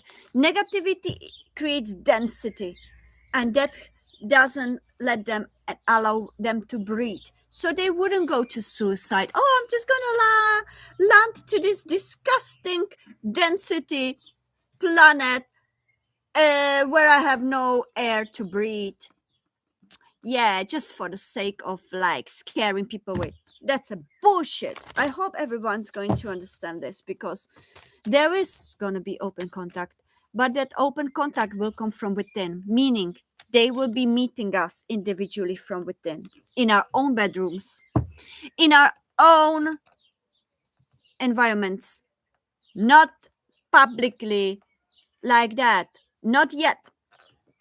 When they assess in few years down the line that this planet Earth and humanity is aware enough, is not as hostile anymore, and is more awakened and higher vibrational, and that the threat of the governments, politicians, and all those shadows is not anymore the threat to them, yes, they will be more than happy to meet with us, because they used to live here before we even existed. Lemuria Atlantis was mixed with all sorts of races. Planet Earth never belonged only to humans. This is the wrong programming perspective that they try to program people to believe. It was always multidimensional. Last time it was just one race, which was the Sasquatch, was the original race that lived on planet Earth. So the Bigfoot, yeah, Sasquatch is the only original being on this planet that belongs to this planet. So they are the only ones that can claim this planet to be theirs. We all are just visitors, remember. So we have no right to claim this planet to be ours. First. Second, if some extraterrestrial being, benevolent being, I say benevolent, kind being, we all have their DNAs. We all have DNAs of extraterrestrial beings. Otherwise, we would look like Bigfoot. If you don't look like a Bigfoot, you definitely have a extraterrestrial DNA, either Pleiadian, Arcturian, these are the most common. Reptilian, unfortunately, because they were the first one there, and Anunnaki and reptilians. Anunnaki and reptilians were the first ones that started to modify human Sasquatch bodies and created the hybrids. Yeah, that first station was called Eden. Does it ring the bell? Garden of Eden? First Anunnaki experiments were called Adam and Eve. Does it ring the bell? And it first, as I was saying already, it was those two. First was Adam. They realized that it's like Windows XP. It lacks a lot of things. So they create Eve, which is Windows 11. In comparison, that possessed already intuition and all the feminine artifacts, and one without order cannot exist. I repeat, one without order cannot exist. If men in patriarchal society thought that, oh, we can silence all women because we can do it ourselves. Yeah, we see what you did. All the violence and wars. Yeah, we see how you handled it with a big ego, right? Yeah, great roosters. So, one without order cannot exist. Feminines have very big power to create harmony on this earth. Feminines, even within the masculines, the feminine yin inside of us need to be activated. So even in men, even in women, men have to stop using their ego and pride to think that, oh, only we can decide what's best. Yeah, you can decide what's best. Yeah, then tell me why we have so many wars and violence, and everything is based on power and greed. That's not really harmonious, is it? So now you cannot lead. You lead with your egos. So feminines need to go in the lead again. No, I'm not saying it from the stance of feminist whatever. I'm saying it from spiritual stance, because that's how it is. Yeah, we need to work in unison. And first of all, we need to accept oneself with humility. Okay? We need to accept where we are still in need to learn, and when we are already integrated. And that from that place, we can start acting upon and create our own realities. And then, what is the most prominent collective energy? That's what going to create the collective reality in more perspective of collective harmony and new earth, really. So we must start taking the sovereignty in our own hands, and we must start create from the inside out, from our hearts. The heart is the major. That's why they beat it down, the importance of heart. That's why patriarchal society started to teach all the men that don't feel anything. Heart is nothing. Heart is unreliable. You need to use logic, mind is just a little tiny processor. Heart is the one that connects to entire cosmos and your god source energy. The heart is the activator. They deliberately silence that knowledge in us, and that's why they deliberately silence women, because we act from the heart, we act from the intuition, we use the right artifacts for creating this world. That's why patriarchal society rules the world, because they programmed everyone to believe that mind and logic is what creates the working world. No, it creates only ego, greed, power, and wrong values. It creates distortion, as we see. Okay, so we must come back to the origin of us, which is we must come back to our hearts. Therefore, take off the chains from your hearts. Take off those inhibitions and show your heart more. Listen to your heart, not to your mind. Okay, chatter, monkey mind chatter. I don't like using the animals in those kind of terms, because I feel we are offending those animals, because animals are much more intelligent and much more sovereign and much more important to this planet Earth than we are. We are just literally like parasites. Until we start being truly in our sovereign spirit self and stop using this little processor called brain in deciding about big things. That brain is only the receiver, but the high consciousness and the heart that activates the true magic. So that's very important. I hope that resonates with you. Oh, by the way, does anybody want free readings? Does anybody want to read me read your story? You can tell me now. You can say yes, and I can read you. Let me. So, okay.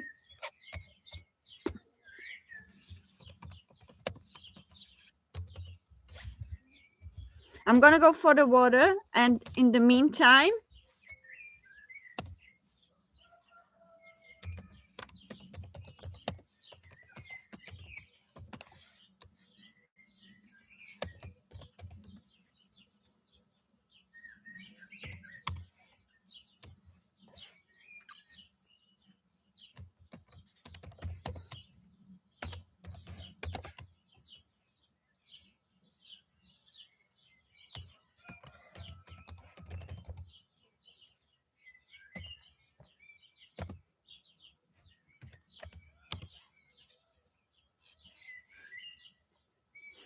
Okay, now our free personal readings time.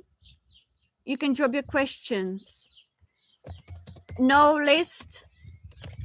I am choosing by intuition. I'm going for a drink.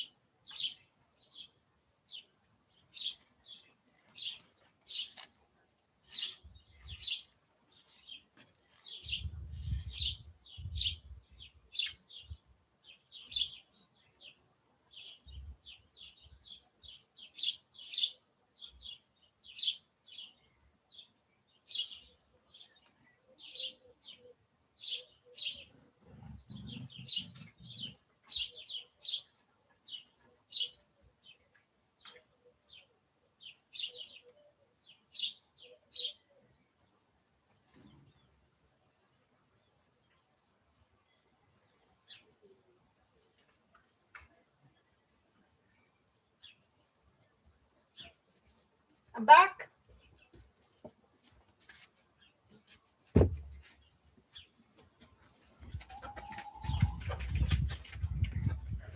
Okay, bye everyone. Hello, hello, hello. So I come from a break. I'm happy that it didn't rain, so we could stay.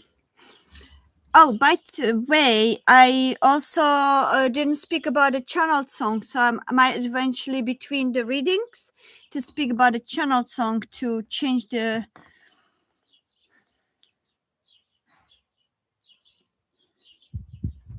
Okay. Hello, the Dime Note. Welcome.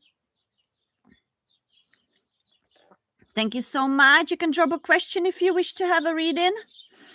Today I'm going to choose through the intuition. So whoever I will feel that the spirit guides are ready for. That way I communicate with angelic realm, I communicate with extraterrestrial beings, Pleiadians usually come along, sometimes Arcturians, sometimes also past loved ones. So we'll see who is going to be our guides today. It depends who are your strongest guides. Okay.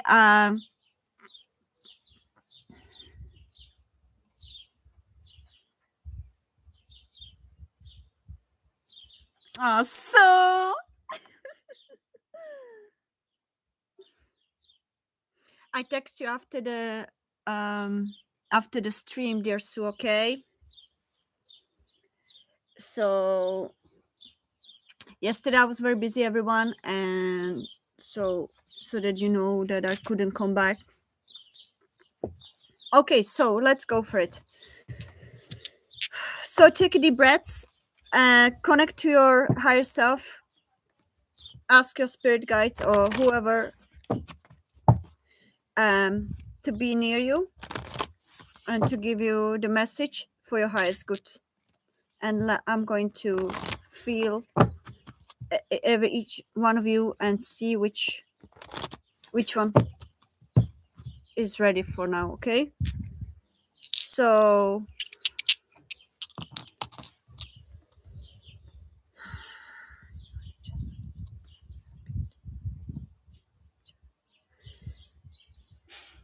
divine angels, archangels, spirit guides, divine extraterrestrial beings of light, only light, highest consciousness and source energy is allowed.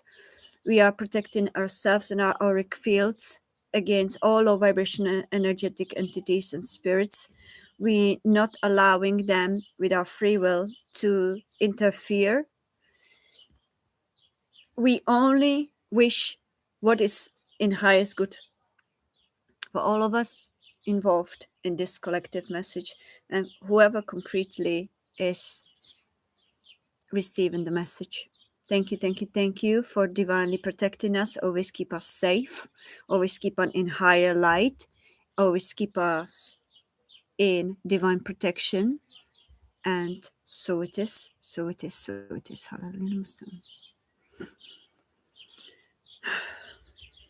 So today I was guided to the 3 stones, clear quartz, aventurine, and this third one I can't remember what's the name, but I think it's something about a tree stone or something like that, and it's I think it's a very important for the soul evolution as well as for spiritual connections. Got selenite that's clearing the energy. I'm going to put the T somewhere else just in case a cuts.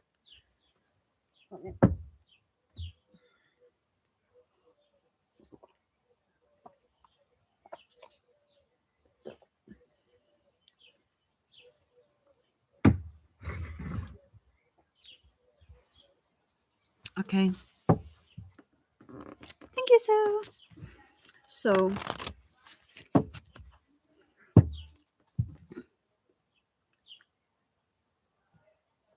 got Janovic that time. and Sue. Perfect.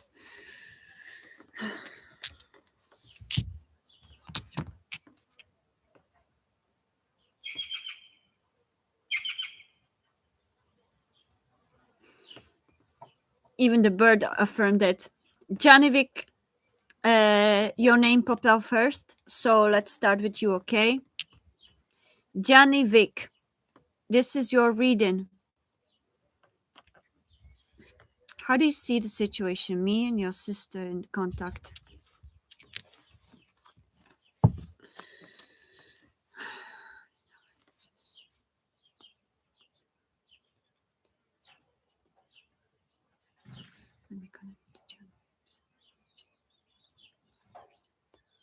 Please give me the messages that is for highest good of her right now. For highest learning. Archangel Raphael is here with you. Archangel Michael, for all of us, always protecting us. Thank you, Divine Archangel Michael. Pleiadian Council is here. Thank you, Divine Pleiadian. My brothers and sisters. My galactic family. They just observe and balance the energies.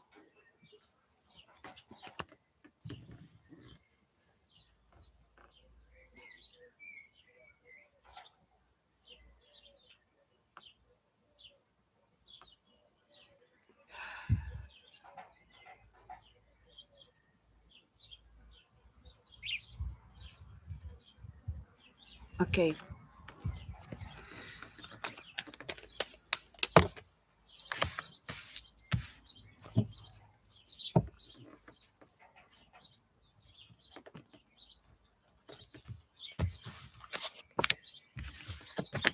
So, okay. So your sister is on the left. You're on the right here, and the middle. For some reason, obviously for the high reasons, and I also have an angelic stone. This is actual angelic stone. Angelite.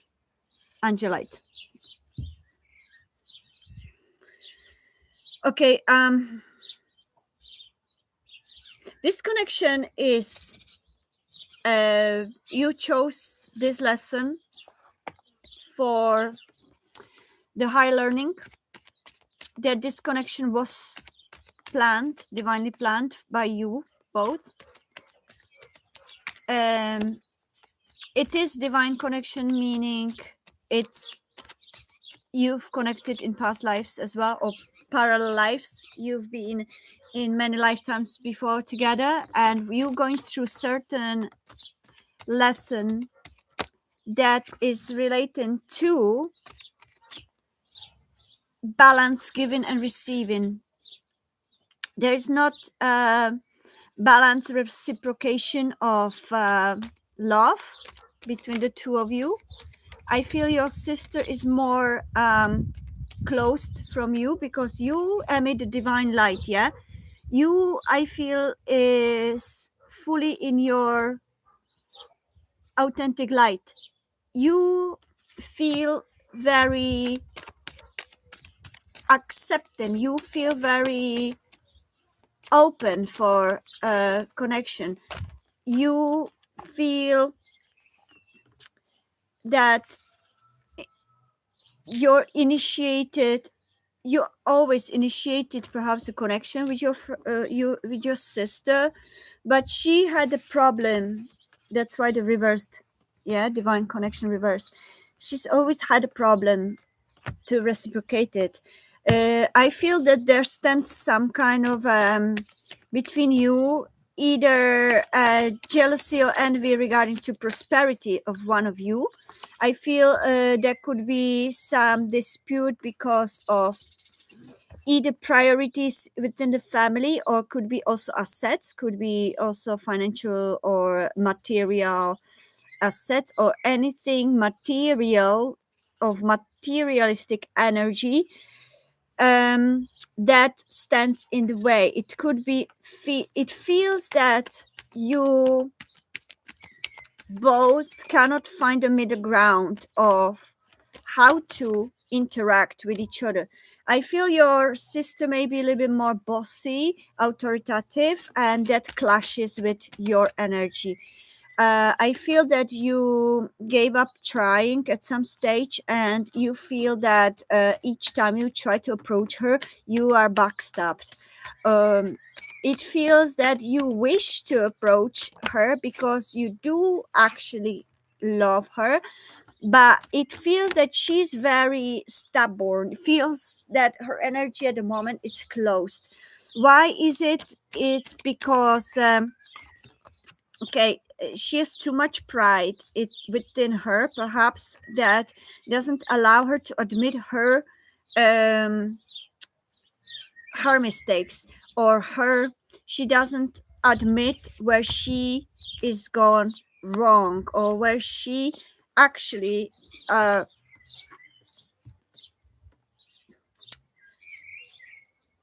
may need some learning to do. Okay, you yeah, your energy is very very passive. You wait and wait, and I feel from you the energy that how long am I going to wait until she realizes, hold your boundaries. Okay, hold the boundaries, because you must be showing the lesson here is to create balance through and that resonates with what we spoke, yeah, about the past hour or so, about the boundaries. Your lesson was to learn boundaries, learn to give boundaries to yourself and to others. And I'm going to sneeze, which is the affirmation, which is confirmation. Okay, maybe later. So that's a confirmation, basically. And it does resonate, yes. So you at the moment go through healing in the heart, and she's gone through learning how to nurture.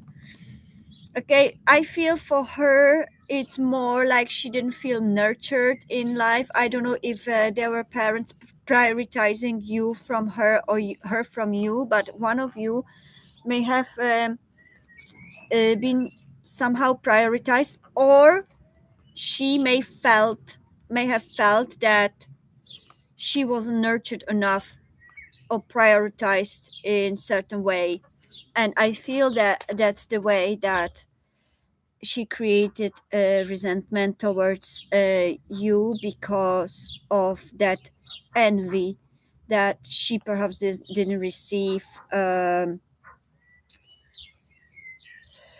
what she demanded to, or what she expected to. Okay, uh, how can you find the middle ground? What's the lesson here? What's the lesson she must approach this connection with, and what's the lesson you must approach this connection with? Okay, so okay, you both of you don't see this connection yet, or you're learning to see, more like you are in a process of seeing this connection. You're learning to see this connection. Yeah, exactly, Janovic. She has not been seen enough. Yeah, that's how I feel. Nurtured, seen. Yeah. So, for you, your spirit guides are guiding you to see the bigger picture. Okay, see that wound in her, and see the higher perspective of this connection. For her, it's practical intuition. She's too much in her head, still dealing with her wounds, and still not allowing herself to see it through intuitive perspective that is already bringing her answers. Okay, is there any openness to bring it themselves? together. What's there? What's standing there in the middle that could help? Okay, release the X, meaning if there wasn't any particular X that you were fighting for, then it means release the X past energies, that resentment. So you must learn to look at it from a higher perspective, both of you, to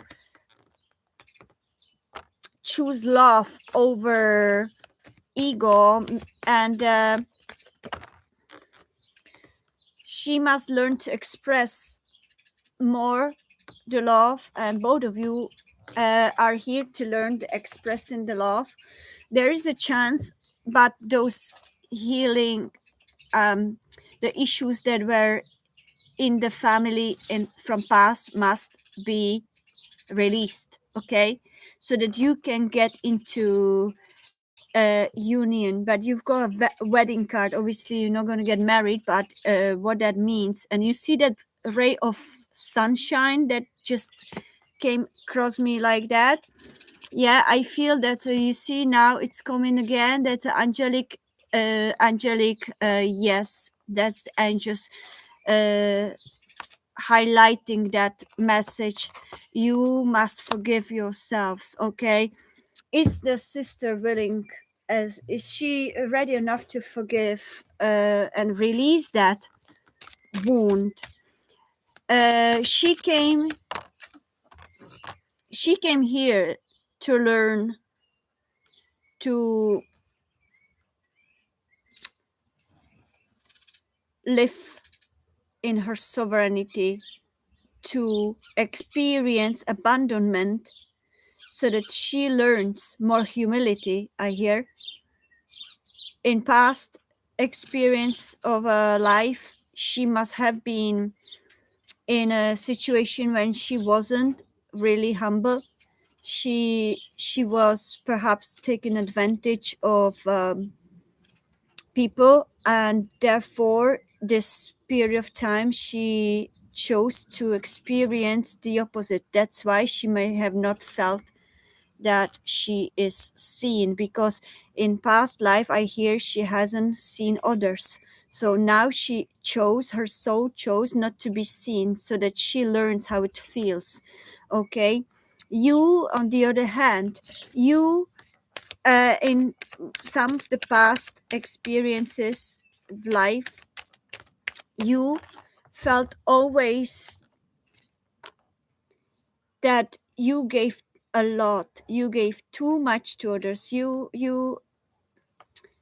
are learning what it feels like to be responsible and loyal to others, and how to remain connected even through dispute, how to bring that stability. Okay, in past connection, in past lifetimes, meaning not past in the terms of time, but in previous, you must have been someone that was very guarded. You may have been someone that didn't show too much love. You didn't show emotions to others. You in past life may have been some kind of a master illusionist, manipulator, manipulating with feelings. So this time you've learned, or you chose to learn, how it feels when you are deprived of that. And you've learned through the fact that you've been given a lot of love now. You loving with open heart now. You showing your open heart to others, and you get hurt easily by that, but that's a part of the lesson, because your soul wanted to experience how it feels like when you're on the other side. So why were you put together in this dynamic? Okay, being put together in this dynamic so that you learn discernment. You learn how to choose by discerning between the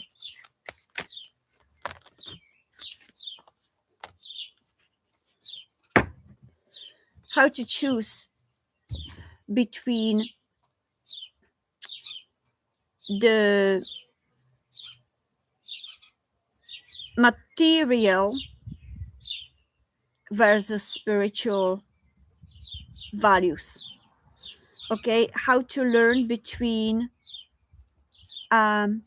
two contrasts and create a common ground.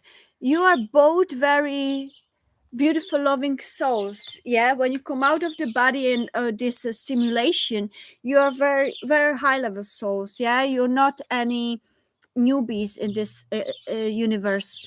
You experience always with the heart, and you experience always the deepest lessons. But what brings you back home is to each other, is to learn to choose to love over the past negative disputes. So the spirit guides are guiding you both to let go of that what holds you from experiencing this connection that both of you desire. You both desire to connect, but your sister is more stubborn. She has the energy of emperor.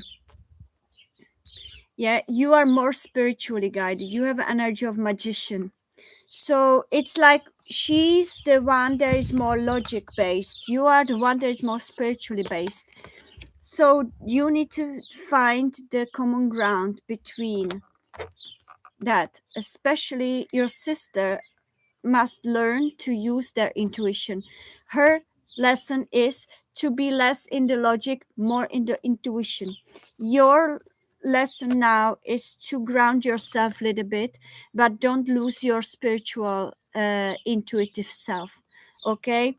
So both of you will meet in the middle once you let go of those issues. She must realize that it's not your fault that she wasn't seen. It's not your fault that she wasn't prioritized. It's not your fault that dynamic was the way it was. You were there at the same time with her, only riding a wave that your parents created. So once she stops blaming you and judging you for what happened in childhood or in teenagehood and what dynamic became uh, because of the society, because of the cultural uh, judgments, because of the parents perhaps that instilled in you the values that were not perhaps, some of them were not perhaps based on integrity, they were more based on materiality. So those must be processed. uh, so you have a very good chance. You have Nine of Cups and you have Lovers. You have a very good chance to unite together. But perhaps you could perhaps try to take an initiative and open the vulnerable part of you that could soften her rigid logic based mindset a little bit. Okay, and try to avoid, both of you try to avoid any blame. When you come back to the past, always with intention to heal it, not to stir it back on, and express the love for each other. Yeah, see the bigger picture. The bigger picture of both of you will liberate you from this dispute that is only material, 3D unimportant, unimportant to our next journey, to your next journey in this life. Okay, you came in her life to enlighten her heart. You are the light for her. She was the one for you to ground you. So you are the one that is meant to bring her to her higher chakras, to her intuition, to her higher connection with self. She is here to ground you on the earthly lands that sometimes. So you are very important for each other, and that's why it's inevitable that your connection will come back to each other. You will be given a lot of opportunities to always solve this situation. What's the most likely energy of her sister finally receiving some kind of, yeah, she's already passionate as well about reconnecting with you. She's still a bit confused, and she's in a middle of confronting her own shadows. She's freeing more, like the energy is to she's tuning into that intuition. She's receiving the truth from the spirit guides in her intuitive state, meditative state, dream states. Okay, she's already receiving that realization. She feels the connection already, but she's still fighting with her shadow. There is still something unresolved. There could be also influences by some codependent energy or addictions energy, or any kind of religious differences or cultural differences, or some kind of differences that are influencing her ability to discern what is important and what is just mind programming. Okay, so she's still going through all that, but she feels that you are important for her. Yeah, she feels the deep down, and she's receiving from her spirit guides and her higher self. She's already receiving the truth. So be patient. Yeah, be patient. Take your time.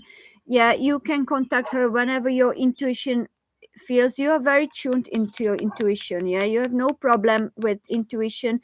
You just going through perhaps a healing of your heart. It must have been heartbreaking, but the spirit guides are guiding you. Take your time, be patient. Okay, now patience until she learns her lessons that she's receiving already as we speak from her soul. Okay, thank you, divine angels, to being here for us. We see it in the rainbow. Can you see it? What I see the rainbow rays coming from the sun. It feels very angelic. I feel the angels are strongly supporting this connection. Okay, dear Janovic, I hope it helped. I hope you enjoyed the reading, and I hope that and wish you all the best, that sooner or later you will receive the connection back with her, whether she will take an initiative, or if you feel that you want to call her, don't hold back. If you feel that it's coming from the genuine authentic place and not from the fear-based place. Okay, whether you start feeling, and I just, somebody really, oh my gosh, somebody went very fast to me, and it was a mosquito, which means that don't allow your monkey mind to make decisions. Everything that I said today has a reason. Also for your private, for your personal readings, it makes sense, because usually what I am guided to say in a collective, it usually resonates, as we all know. So Thank you so much, dear Janavik, for that.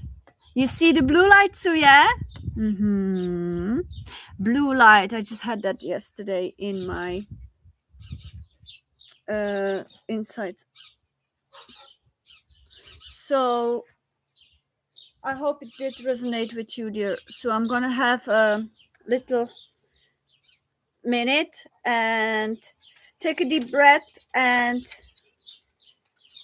I'm closing this portal between the higher selves of myself and Janivik and her sister. Thank you, thank you, thank you, divine spirit guides. Thank you, thank you, thank you, divine higher selves. We can now close this channel and let it be guided from now on with the higher realms, higher source. Thank you, my God.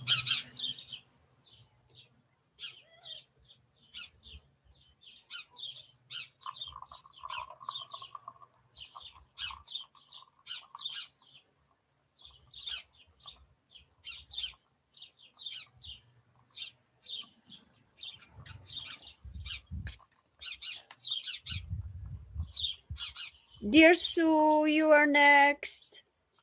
I feel you already.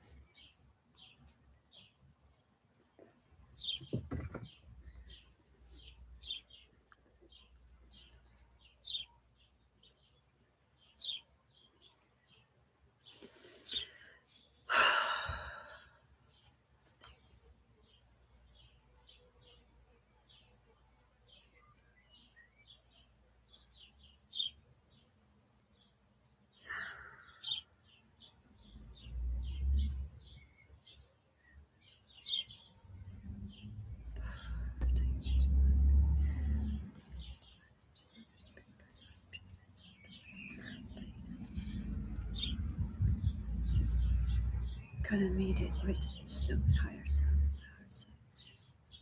or you, divine spirit guides that wish to be present for the Sue's message. Thank you, thank you, thank you. May we connect in divine love, light, harmony, and peace with Sue's higher self so that she receives what she needs to know. Thank you, divine spirit guides. This is for her, for Sue. Hallelujah. Okay, dear Sue, so let's go for it.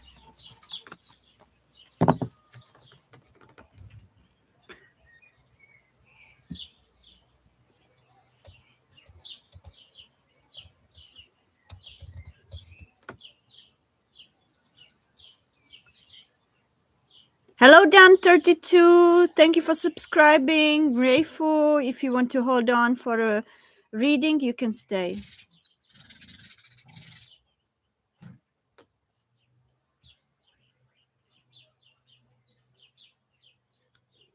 So, dear Sue, you ready? Let's go for your reading. I'm just trying to find what you were asking, my dear.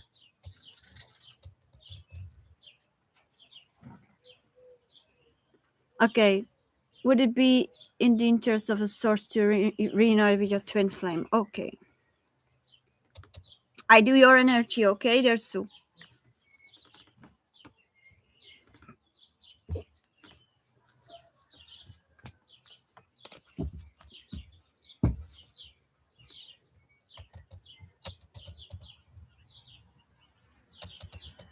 May be all in free will of all involved.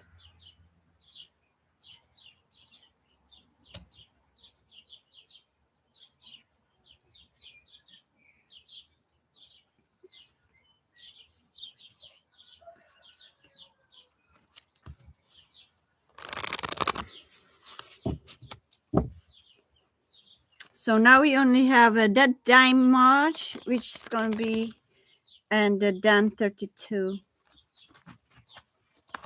Thank you for your likes. I love you. Thank you. Okay. I deliberately do this kind of yeah, I need to switch the shifts and energies. So just bear with me. There's a beautiful sun.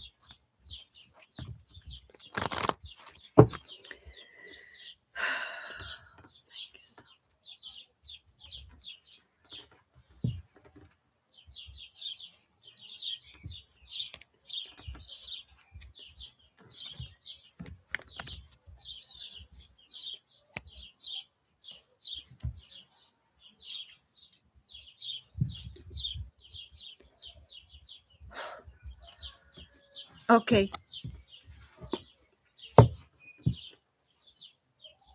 Thank you, Archangel Michael, for keep protecting us.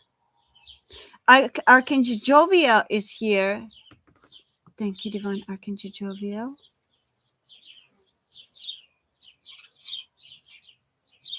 Archangel Jovial, Archangel Raphael is here. When it's regards to love, always here. And divine healing.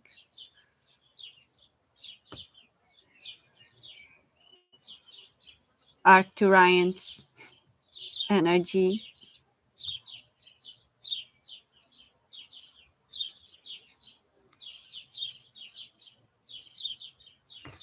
Thank you. Andromedan's energy as well. Thank you, Divine. Okay. For extra protection. Okay, thank you, Divine. So,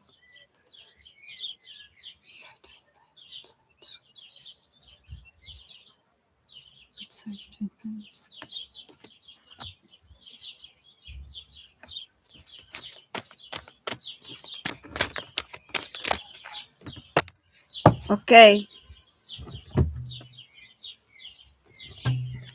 Just give me most possible energy now. Okay.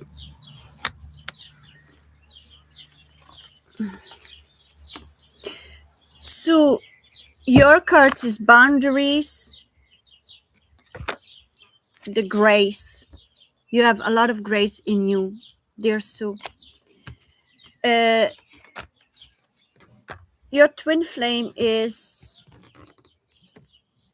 healing a clear aura and healing grief.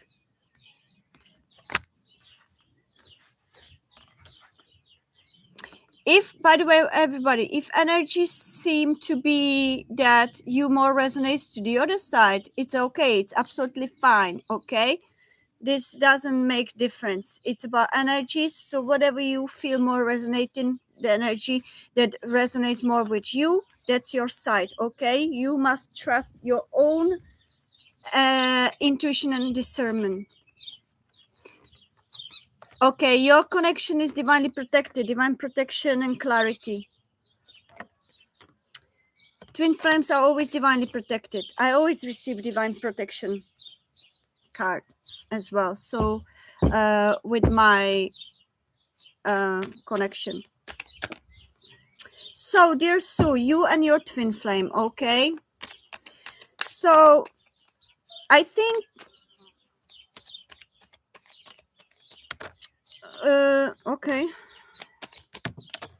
okay. So what I feel they fell off reversed. I feel that he is more like still stuck in some kind of energy, grieving energy from losing something, perhaps from, but I don't see the third person. More I see that something that was between you when you were younger, he is still grieving. He feels a lot of love and compassion for that situation that with you, but is still learning through the process of that grieving some part of him and part of you that existed in old times that may no longer be there, or he may not see that there. I feel more like he's learning to, with this clear aura, I feel that, and I see the highlighted, this symbol of Trinity. I feel it's a symbol of Trinity. Okay. I feel he is learning to connect more to his higher self, his being, that is slowly whispering him through this owl sign symbol being, whispering him that it's time to let go of that you hold within you, that doesn't allow you to open to your divine feminine, which is you. So he feels more that there is a wound from a childhood. Perhaps he was doesn't have to even you have to know, it doesn't have to be something connected with you naturally, but it could be in his childhood that he learned. What I feel that he learned in childhood, not to laugh too much, not to open himself too much, not perhaps he wasn't receiving too much love in from his parents or as a child, and he learned to hide his feelings. He learned to not express his feelings openly. He is learning that it's um, it's he's grieving that wound in him, and he has to go through that process before you can actually connect. Okay, and look at that. Okay, he gets that because he has that symbol of Trinity right here, and you both have it in the middle between the two of you as well. Okay, so that Trinity symbol, the clarity, so he's receiving the clarity through his dreams, I hear, through his upcoming insight, epiphanies. He's going through a lot of epiphanies lately, and he feels that grief is coming to with this solstice. And look, very interesting is that here on his forehead he only has two of them. Okay, spirit is not there, it's just mind and body. He is operating through the mind and body, but the third eye is not open. So the spirit is teaching him, the higher self is teaching him now to open all three, because the third is not like, if you operate only on 2 out of 3, it's incomplete. Okay. Love him family. So I feel that that's his major lesson in this lifetime, is this connection with you especially, is that he's going through this process of grieving the childhood trauma from not being loved enough, not being cared for enough as he wished, and he developed to close his intuition, not to trust his feelings, not to trust his intuition, not to use his inner wisdom. And now he's, I hear, especially in this summer solstice, he has released, or releasing, in the process of releasing that grief, that pain, opening up again, realizing that perhaps it's time for me to show my feelings. Maybe how I operated until now didn't work, and he sees it. He sees it. He's getting epiphanies where he went wrong, where he blocked this connection, how he um managed to sabotage this connection through distance, through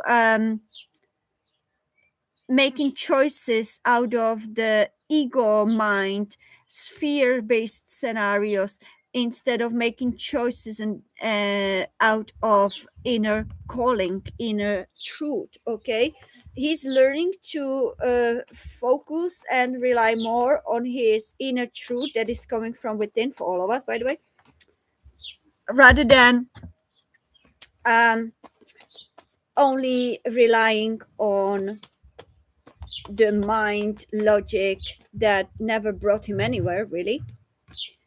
Yeah, he's in this very time, he's in the process now.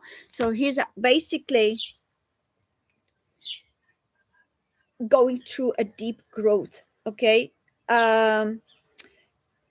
This connection is divinely protected, it's destined. Okay, we've got also wheel of fortune. So this one is very destined, but it now depends on how the wheel is going to turn. Is he going to choose again the same loop, or is he going to learn from what he's receiving and change that way he reacting? He has been reacting till now, and he has been um, dealing with this connection so far that didn't bring him anywhere much. But lately he has been listening to his inner wisdom, and that brought him to some actions that may have bring more clarity into the table. And that's a good uh, progress. And let's see what you, okay, so your lesson in this connection was, again, as a divine feminine, to learn boundaries. We as divine feminines, we are learning boundaries in our connections. Divine masculines are learning to use intuition and emotions as a major engine, rather than just logic that brings us into the karmic loops of fear.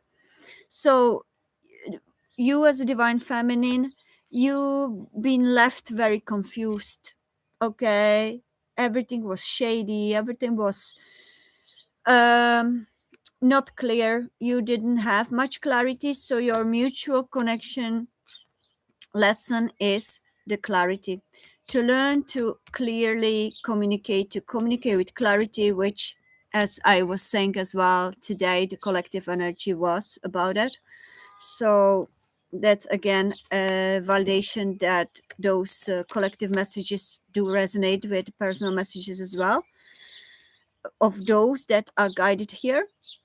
So you felt all the time that you were carrying all these burdens on your own.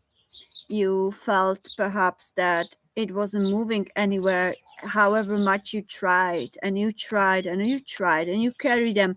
Now you don't want to carry them anymore. You want to let them go. You want to lift yourself up from them. You don't want to anymore. And that moment where you decided that you're not going to carry those heavy uh, wants or baggage anymore, for both of you, for him and for you, uh, at that moment you went into the vibration of boundaries and grace. As soon as you showed that you're no longer gonna show the universe that you're no longer gonna carry the whole story on your own, of your both of you, you lifted that burden. And with creation of the boundaries that you perhaps created to yourself, whether you shared it with him or not, you have created the new shift of frequency or energy between the two of you that has shifted you automatically to higher frequency, where the boundaries are the foundation, where your grace shines through and attracting him to you, and where the confusion is lifting out, the veil is lifting. You receiving also from divine a lot of epiphanies that will, or you may be receiving lot of epiphanies that will give you a lot more clarity. But first of all, you have to free yourself from trying to control the outcome. Okay, you try to blossom in your own light, blossom in your own abilities, change your perception or focus, more like change your focus into something that you create. Yeah, some creativity or something that you can in the meantime.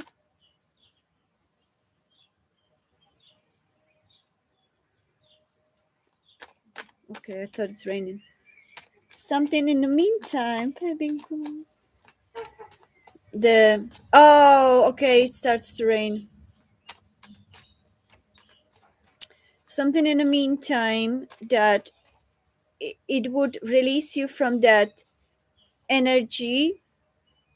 And as soon as you free yourself from the control, you release the block that is holding the universe from flowing naturally and bringing that naturally into you.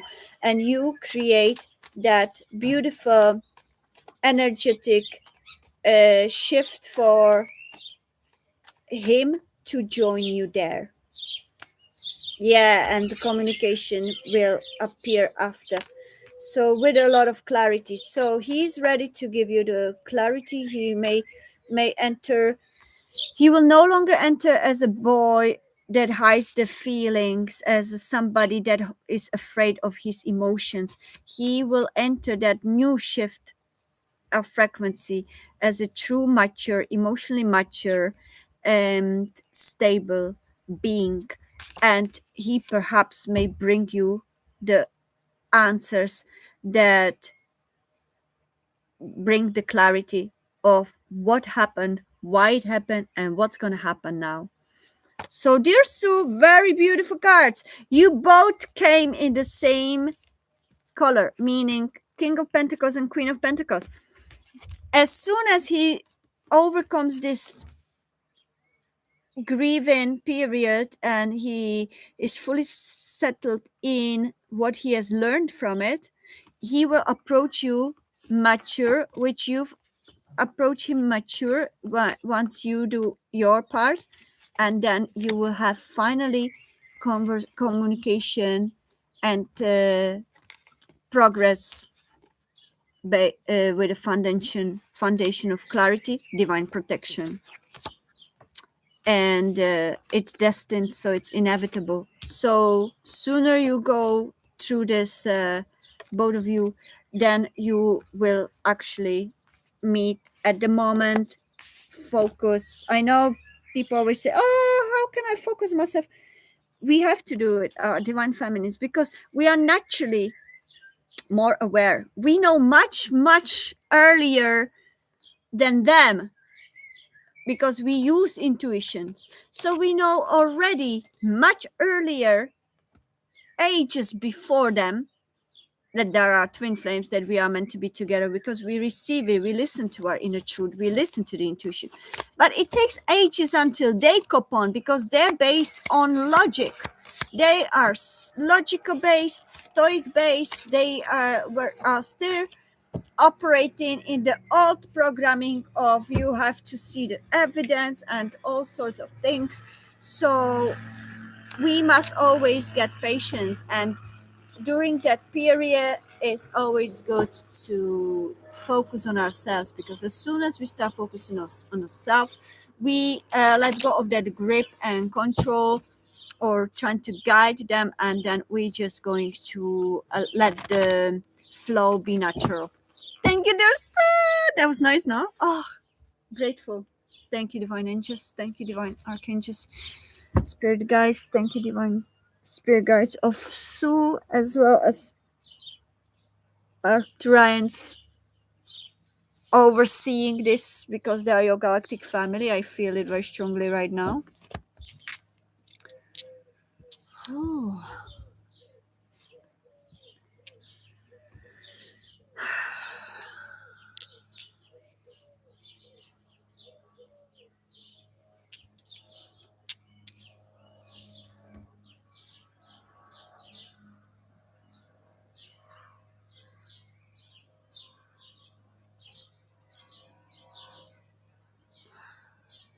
Masculines also were very tuned in past in Lemuria, Atlantis, but unfortunately, masculine collective has chosen ego, and therefore it went to the spiral of destruction, not only self but also everything around. So we have to learn from it because we, as a women, we carry that wound of being betrayed by masculines because they silenced us in those times. They betrayed us and went against and destroyed what naturally flowed in beautiful ways. I'm not talking about love, I'm talking about Lemuria, Atlantis, and those parts where the feminines guided the life. Look, everybody, Murphy came to say hello. Hello, Murphy. How are you? Give me a kiss. Thank you. He loves giving kisses. He's like a teddy bear. Yeah, Marfinku. So, okay, let's go.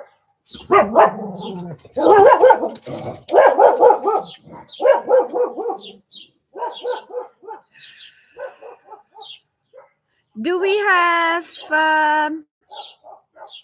Diamond or Dam Josh, Diamond, or whatever? That Dam Notch? That Dam Notch is here? Okay. I feel guided to you. So, because we are only two of you, so let's do it now. That Dam Notch first and Dan 32 right after. Okay. Hello, Dan. Hello, that much. So, Marfinko, go inside. We're going to wait. Thank you, dear Sue, for being here. Oh, really, Sue? Okay, let's talk later. Okay. I couldn't be there yesterday, my dear. I'm so sorry. I tell you about it. Okay, so let's go. I didn't bring the receiver, but I need to always give myself a couple of seconds or minutes to clear the energies. So I always deliberately distract. Muffin, what would you like to say? You're so irresistible, aren't you? You are. Do you want to say hello to everybody? Say hello. He's like 7 kilos or something. He's very heavy. He's very masculine. He's not like fat. He's masculine. He's very heavy, like a Bengal cat. So, Murphy, would you like to tell us something? What would you like to tell us?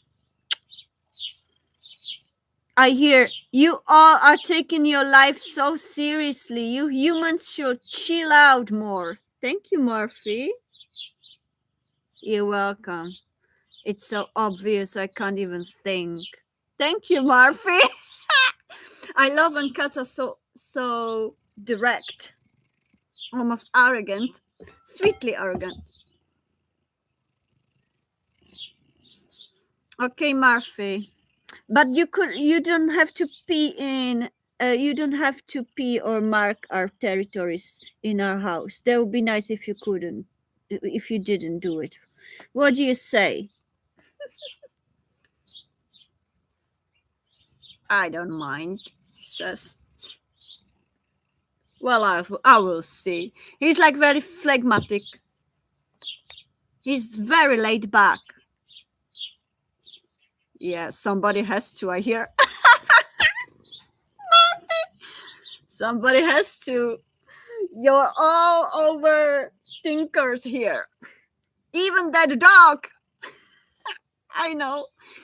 Oh my God. So, thank you, Murphy, for your input. So, I'm going to take a few deep breaths and we're going on and continue with damn notch. Damn arch. Damn eye?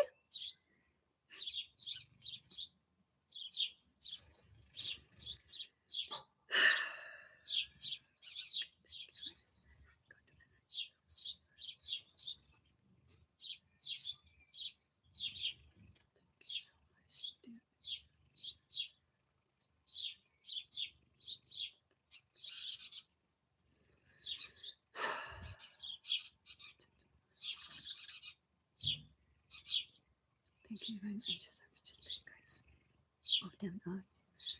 Please let me connect with the damn arch. Whatever they need to know for now. And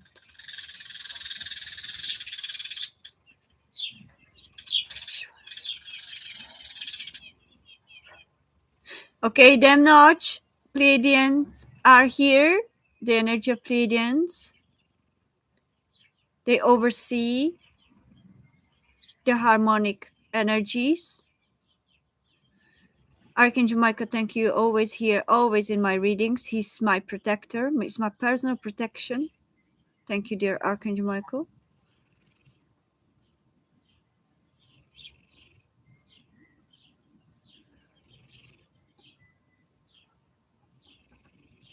Okay, there is a spirit guide called Dermont. Dermont or Dermot?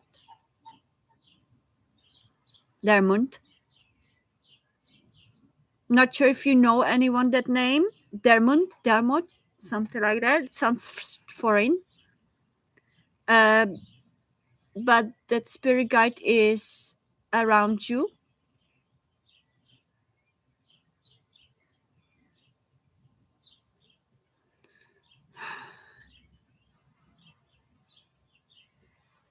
Okay, I'm connected.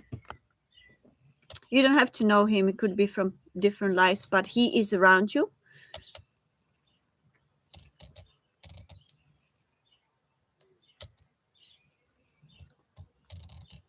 Done 32. You will be after, okay? So hold on.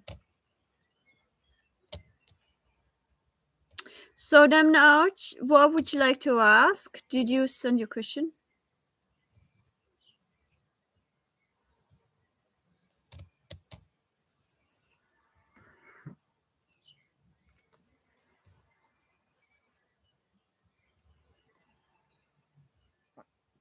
Okay, I don't see your question. Could you repost it, please?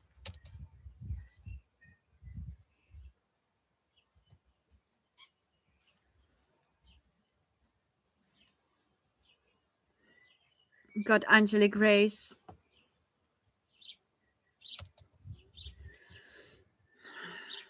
Okay, Reggie. There, go. Thank you, Murphy. Bye-bye. J. OJ. Oh, damn, OJ. Okay, nice. I see. That makes more sense. Look how much sun rays and angelic energy we have around now, everyone. I hope you see that. Yeah, skeptic would say, oh, it's just sunshine. Whatever. Everybody sees it as you see, so it's not in my power to.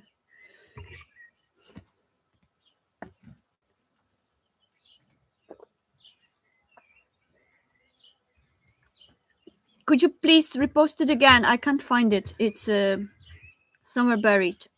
Okay, I see. Where will I hear from Abby? Okay.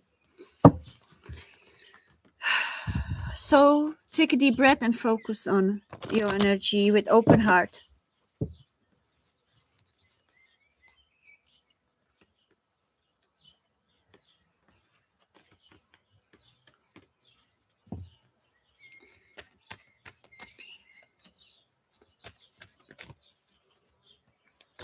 These are just energies, not the predictions, okay? Everybody says that. You need to understand that these are not prediction. Oh, he's going to call you on Tuesday, yeah? Or Abby, she's going to call you on Wednesday.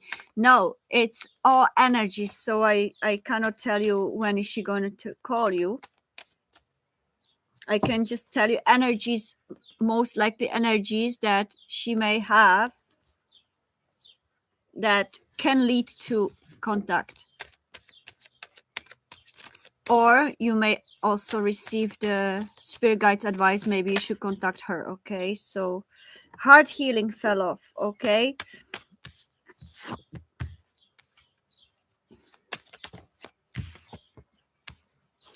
Okay, so for you,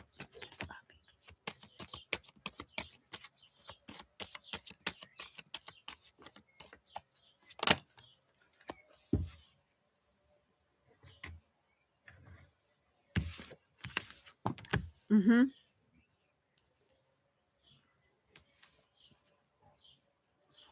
Do we have any more energy coming in middle? Communication, yes. Okay, so I feel that what you both have to work on is boundaries. Okay, so exactly as I was speaking again today, for you, particular lesson is to put boundaries together, whether one or the other holds those boundaries back. Both of you have to meet in the middle on the boundaries, because if you don't settle the boundaries, the communication cannot happen. You have to be set in boundaries, both of you, and you have to respect each other's boundaries as well. That's very important for all of us. Okay, we all have to respect each other's boundaries, even if one is strong enough to be the one that says, I'm sorry, I did perhaps something from a wounded place. Okay, there's always two in the tango. So for you particularly, it's this connection feels that it was not stable on boundaries. Somebody was crossing boundaries of the other one. It feels that that created a painful situation between the two of you, and uh, now, as I said, each side is one of you. Only you will know which one is who. What side is you, or what side is Abby? Yeah, I just said, okay, this side is Abby, this side is you. But if it's gonna feel resonating like in a opposite position, it's also possible that that side could be you. So I'm just going to read energies, and you need to find your story in there. That's how it works.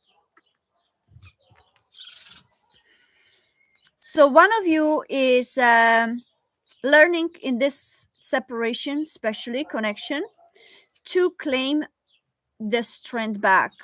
Okay, in this moment, it's on that side that I said it may be Abby's side, but it could be yours. Depends.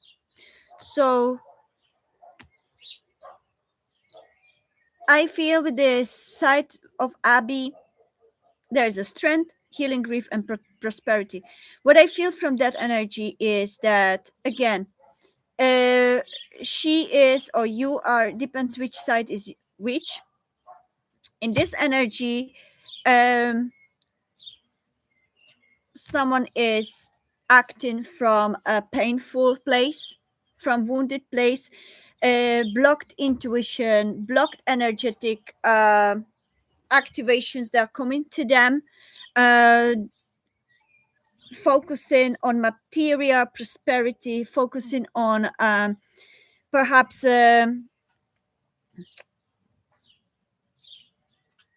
logic based things that are not so connected to love, very much throwing themselves into work, throwing themselves into material or practical situations. My throat chakra has a problem to communicate. Yeah, don't have a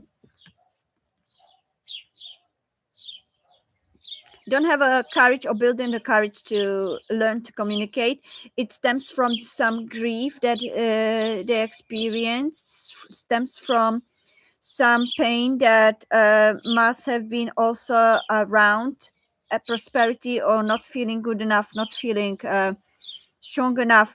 Perhaps there could be something that was creating problems between the two of you, but there also uh, wasn't too much communication about it. So I guess that one of you were holding back, the other one was trying hard to open the heart, but the opposite one was holding back, putting the brave face, trying to create like, oh, I don't need anything on anyone, I'm just very strong on my own, I don't need anything, but within themselves, inside of themselves, or actually grieving that loneliness. Yeah, operating on very logical mindset and shut down all emotions. Okay, this King of Swords, I don't know which one of you is you did, yeah, you resonate with this side. Okay, so you could be that side, that King of Swords. So if that resonates with you, so that feels more like this is in the process of moving forward, even if we feel that the waters may be dangerous or not. We go there with um, insecurities, but if this side doesn't realize that without opening up and learning how to open up my heart and how to listen to my inner voice that is already telling me what's going on, then I'm not going to be able to create a middle ground with that person. I need to learn to communicate from my heart. I need to learn to communicate from my balanced self. And to be able to balance myself, I need to stop distracting myself with material needs, with work, with all those um, ego based activities, and learn to enter the heart space, to learn to operate from the heart space, because the heart space will activate the inner wisdom that you need as a code to be able to communicate in clear ways. Okay, not crossing boundaries of the other one is very important message here. Both of you must respect each other's boundaries, however weird it feels for you. Okay, are you there, dem OJ? It reminds me, Zabby. Hi. Wow, one of my neighbors goes, she has two Newfoundlands girls, very big girls, like big bears. They're so cute. So, OJ, by the way, do you know that band, OJs? I love them from Motown. I love them. Like that era is my favorite. So OJs, very good, very, very good band. So I feel that this one, this side feels more like needs to learn. One needs to learn to enter that space of my passion, of my feelings, of my emotions. Stop fearing the unknown. Stop fearing the unpredictable. Okay, because we have to realize that love knows no boundaries in terms of I'm going to stop talking, but the boundaries that are based on integrity needs to be set first. So love knows no barriers. That's maybe the best. Love knows no barriers that would hold her from expressing. So this side needs to learn to express. Okay, not expecting others to approach, but be the one that takes initiative. Okay, take initiative. If you feel that this is your side, your spirit guides are guiding you, you take initiative. You be no, don't worry to be the one. You're not gonna lose, you only gain. Okay,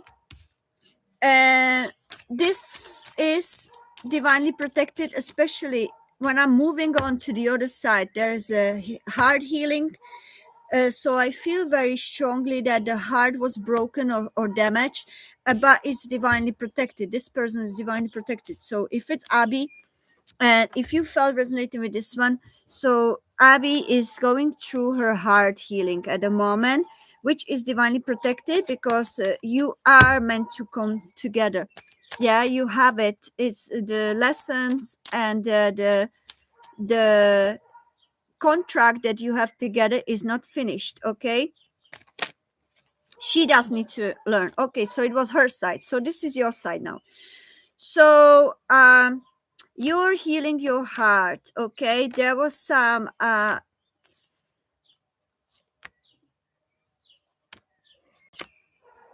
mhm.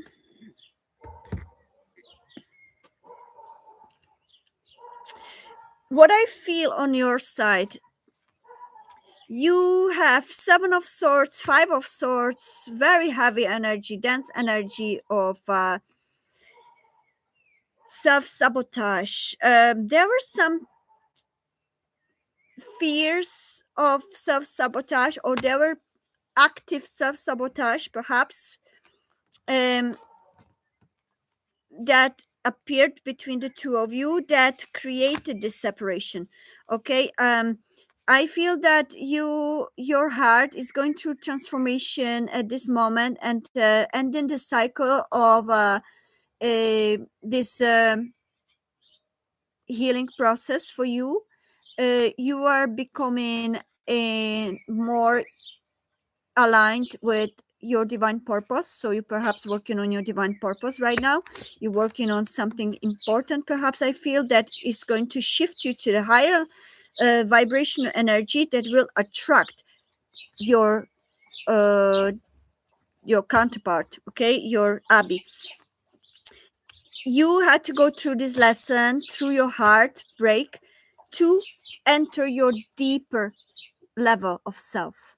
Okay, there were a lot of misguidance, misunderstandings. There were a lot of perhaps lies or deception that caused this sabotage or self-sabotage, whether there was a literal cheating or literal deception, literal lies. But on your side it feels that more that there could have been some misaligned informations that caused deep confusion and felt like lies or deception, whether they were deliberate or whether they were unconscious. That's only you to answer.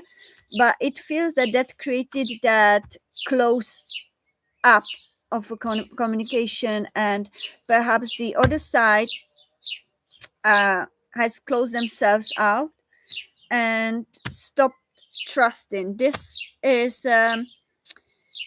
also, or you could have stopped trusting if she was the one lying. So one of you must have experienced lies and deception from the other one that created heartbreak and closing down the communication because the lack of boundaries were present.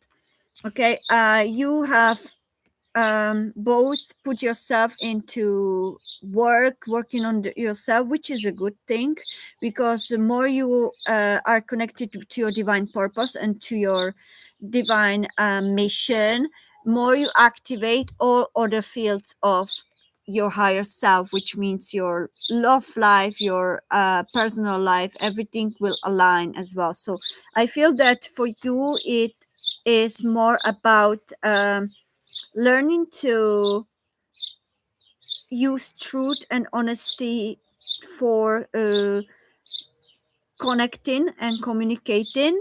No half truth, no ambiguity. Oh my god, I was guided to read that from my Twitter, and now I see why. It's all coming to the surface now. That um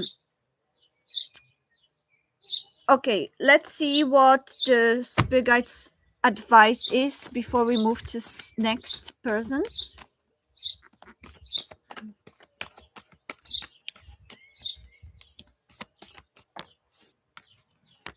Okay, so that retreat, okay, that pause was needed. It was divinely planned. Okay, yeah, the separation was divinely planned by your spirit guides, because they could no longer watch how you bickering each other, how you, this is the words that I hear, okay, how you the bickering and the unnecessary painful attacks that were perhaps happening, that were based on wounds and ego, not based on truth. But caused a lot of self-sabotage as well as sabotage of the connection, that created a lot of denial and created a lot of resistance. So now you are learning to see and go within, go more deeper within, and realize, what did I learn from this, and how did I act that was not in integrity? Where wasn't I acting, taking actions from my integrity, but I was taking actions from my fear, from my ego based energies, like fear, denial, or pain body, or whatever that was.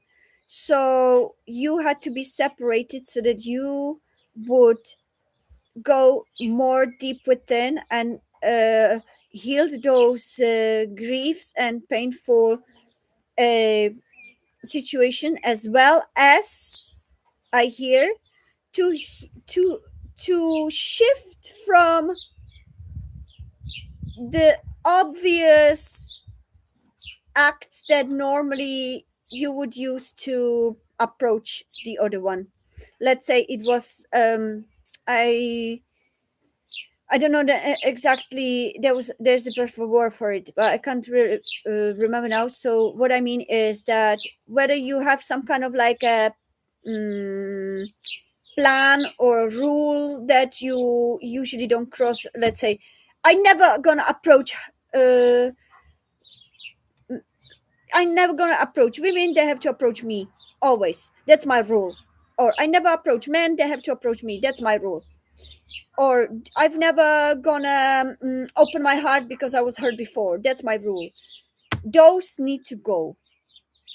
Okay, any of those uh, fear-based rules need to go. That's why the separation, because the hermit requires deep strip of all the barriers. Do you remember the Rumi? Strip all the barriers that no longer serves the highest good of this connection. You are shifting to high level of disconnection, and therefore you need to come there pure hearted. You need to come there without any blockages. You need to come there pure, authentic, truthful, honest, both of you healed. And until then, you will remain separated, because that is important lesson for you. You came here to learn to communicate out of integrity, to communicate out of authenticity, not to bring any a rules, 3D built rules that don't work, never worked. So has to really be open. You need to spread your wings. You need to open yourselves up for one another. Okay, it at this moment, answer your question, so things aren't over between her and I. It depends on how much both of you learn from this. Okay, if you both from free will choose to learn that. So I see a lot of separation cards here. I see retreat, I see separation, I see control.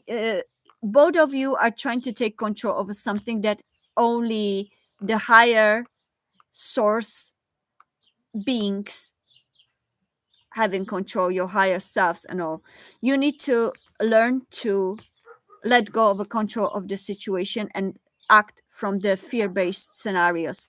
Also, you both are in denial of what the other one need, or what's going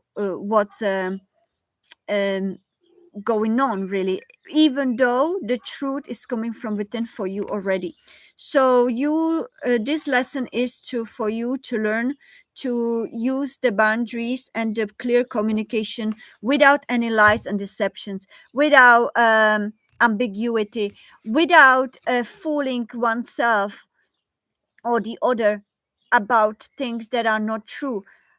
Yeah, you see his third eye is on his helmet, on his armor, which is not his true third eye. It's covered.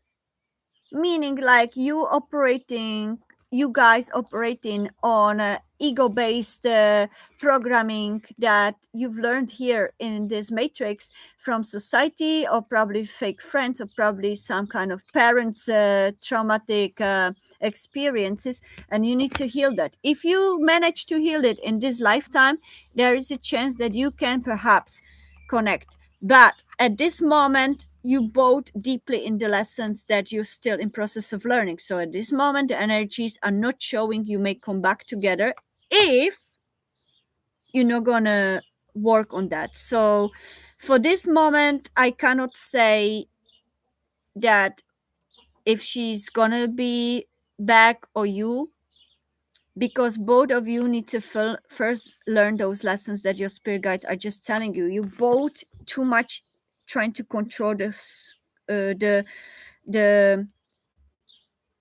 outcomes, and you need to let go. You need to surrender and let the universe work. Okay, and you need to just in the meantime, you need to both learn.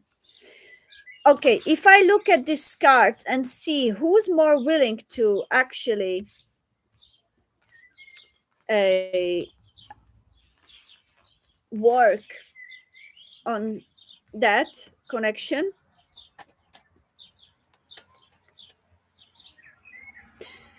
in both of you there's still spark. Okay, both of you still hold the spark for the other one, but you both are still too much in your egos that don't allow you yet to step in to the higher level of disconnection that is based on higher love, meaning based on authenticity, humility, um, integrity, honesty, open communication, open heart. All that is still in a process of learning. So I wish you all the best. That's all I can wish you. And I'm sending you all the loving energy. And remember, if it's meant to be, it's not going to pass you by. But you need to both do your works that your souls has chosen. Your soul's chosen this to learn this in this lifetime. So both are learning to communicate in truth and honesty. Both are learning to set and be aware of your healthy boundaries. Both of you are learning to not sabotage connections because you're afraid to feel. Okay, that's what I feel. Thank you so much. Thank you, divine angels, archangels, spirit guides. I'm purified. Thank you. I cut off the energies. Thank you. I send it back home to the original beings, and I take my energy back. Thank you so much.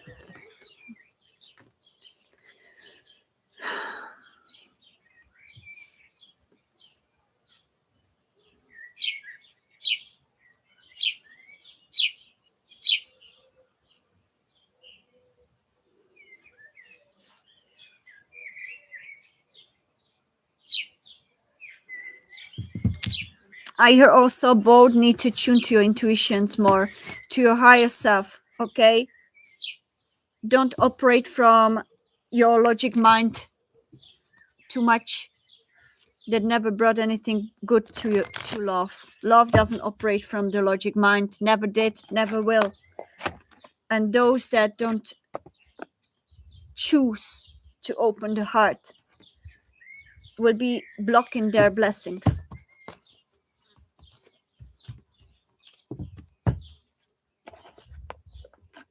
So thank you so much. Okay, so last but not least, hello Atira, Anissa, welcome to my channel. I can do you very quick one after. Do we have Dan 32 here? Dan 32, it's your time now to do the reading. Are you here? Good morning, yes.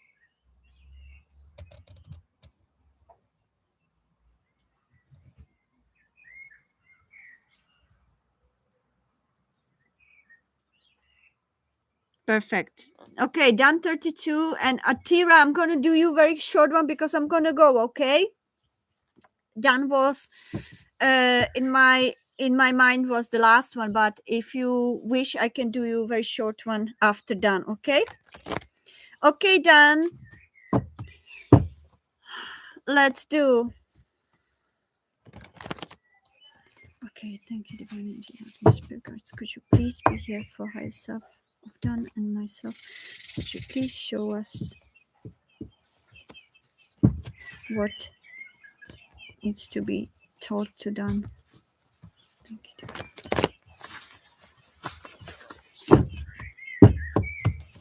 Thank you, Archangel Michael, Archangel Raphael, Archangel Metadron, for here. So,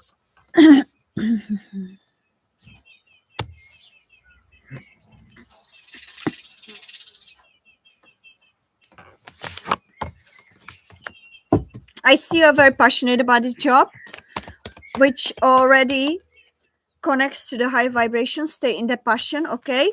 Trust the process. Trust the process. I have a trust, the divine fool. Take a leap, okay? So you took a leap. You went there with a passion. Trust that the things unfold to your favor, okay? It's very favorable. Yes, okay. This is very short, actually. This is going to be very short. Yeah, the star. I feel that you may receive some kind of positive feedback or even the position. Yeah, you need to stop fearing. You need to stop being afraid. You need to stay in your passion energy. You need to stay in that vibration of trust, okay? And if you stay in that vibration of trust, you will align with that vibrational frequency where you will receive that job. It's now up to you whether you remain in that passion or whether you choose to give into your fears um, or doubts. Okay, that's it. I believe that's it. Done for you. It was very short. I think it's divinely protected, so I think that you are meant to experience this position. And if you're happen to not get that position, it wasn't meant to be, but I see joy.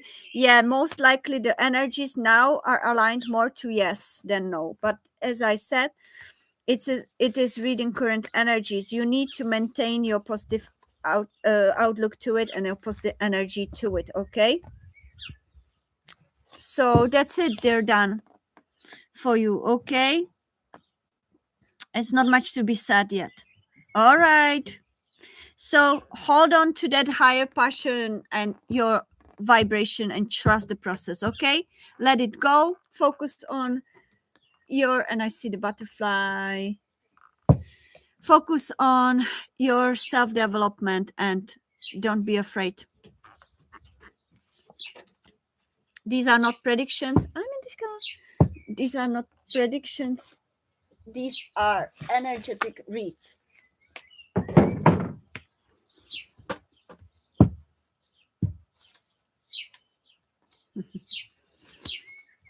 You're very welcome. Much love and light.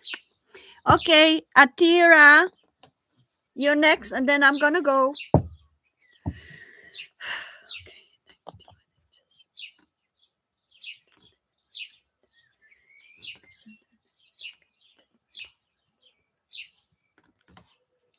Okay. What's your question, Atira? Zoe, love feelings towards you. Okay.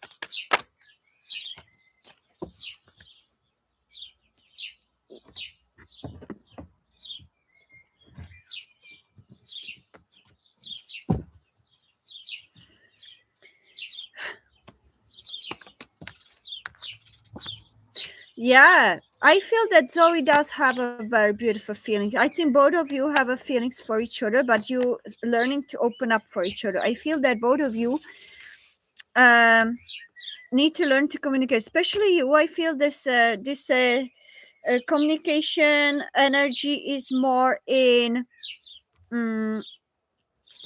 you may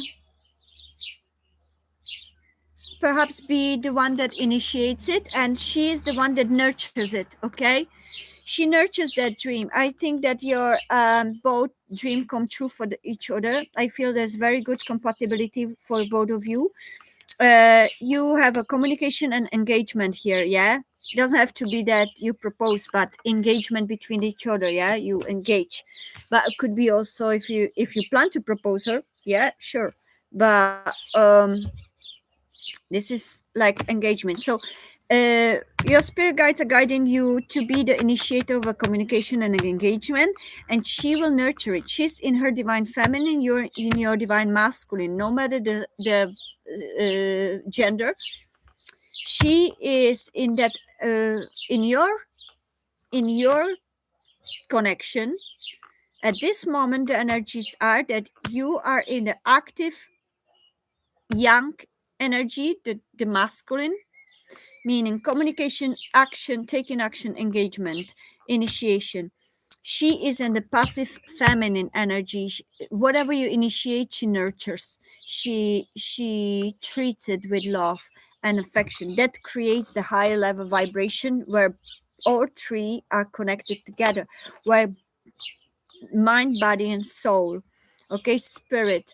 So you both um, need to open up with love, open up with truth, open up with a authenticity. What's the blessed side? I think that both of you actually in very beautiful loving energy. For both of you look up to each other. Both of you feel very warm in each other's presence. I feel that both of you feel truly connected. So just keep going. Don't be afraid to talk to her. Don't be afraid to initiate communication. Do it authentically. Do it from your heart. Don't overthink it. Okay, just do it as you feel it, and that's gonna be the perfect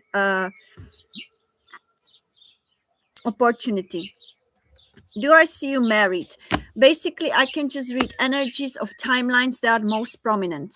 Okay, so let's see the most prominent timeline. It can shift and change anytime because you both have a free will and you both made choices every minute of your life.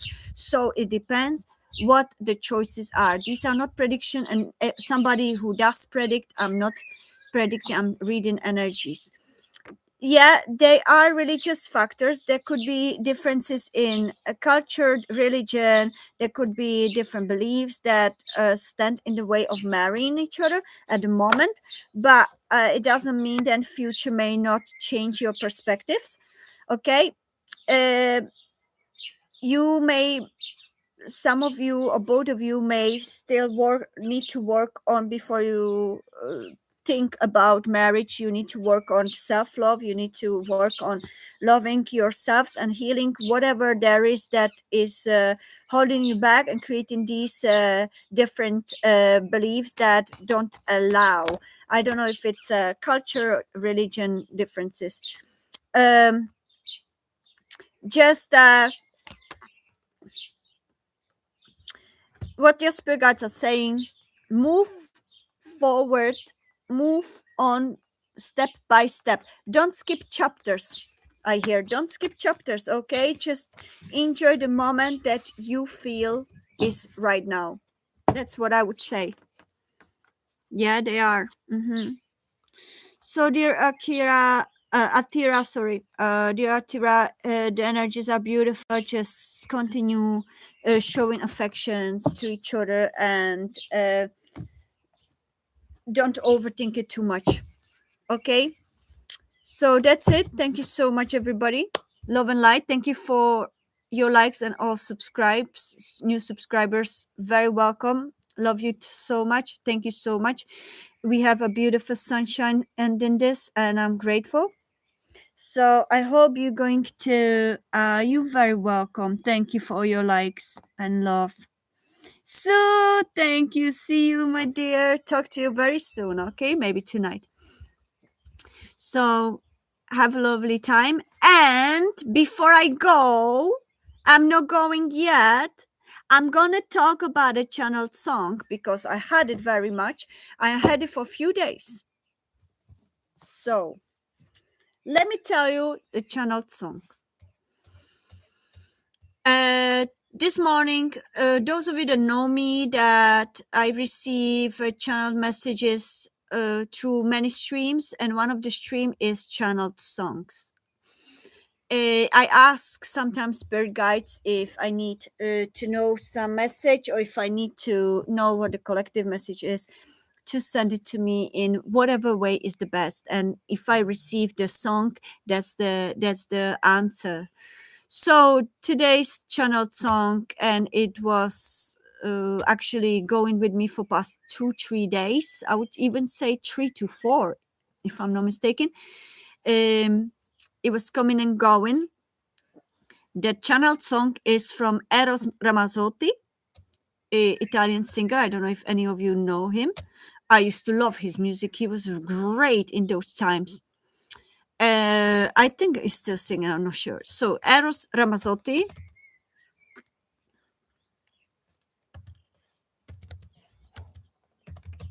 I need to find the English translation because he's Italian and I don't speak Italian.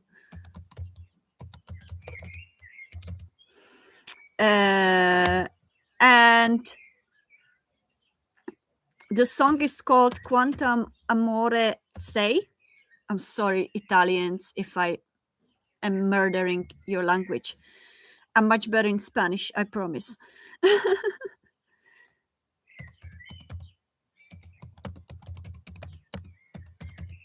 I don't know. I don't find it so difficult to read Spanish language or to sing in Spanish.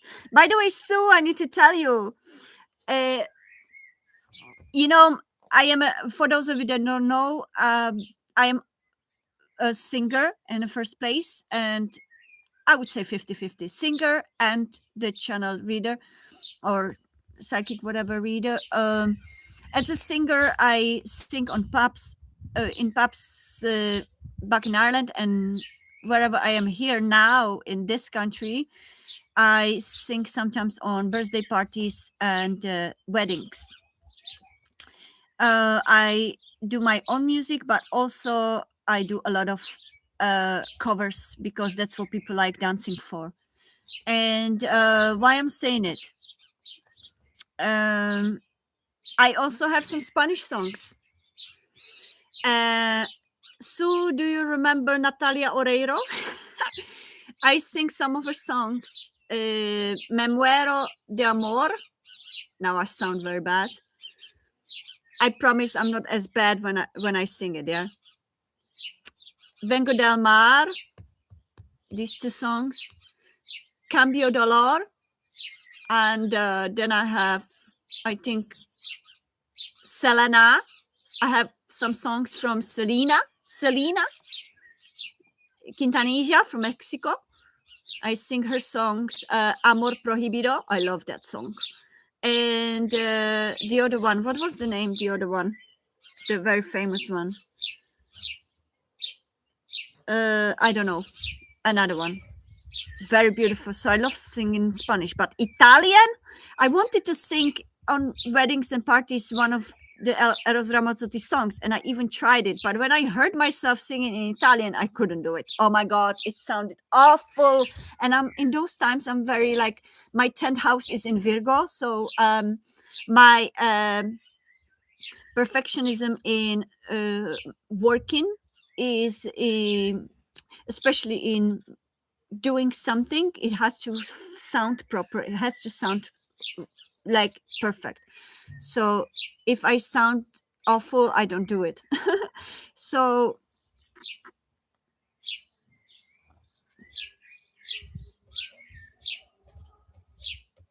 Polish people can't even either.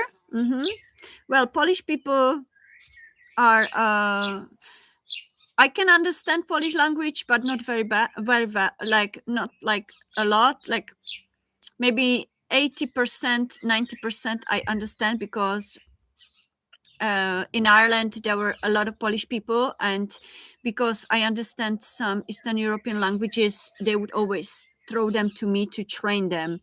So I had to learn Polish language, like to understand Polish.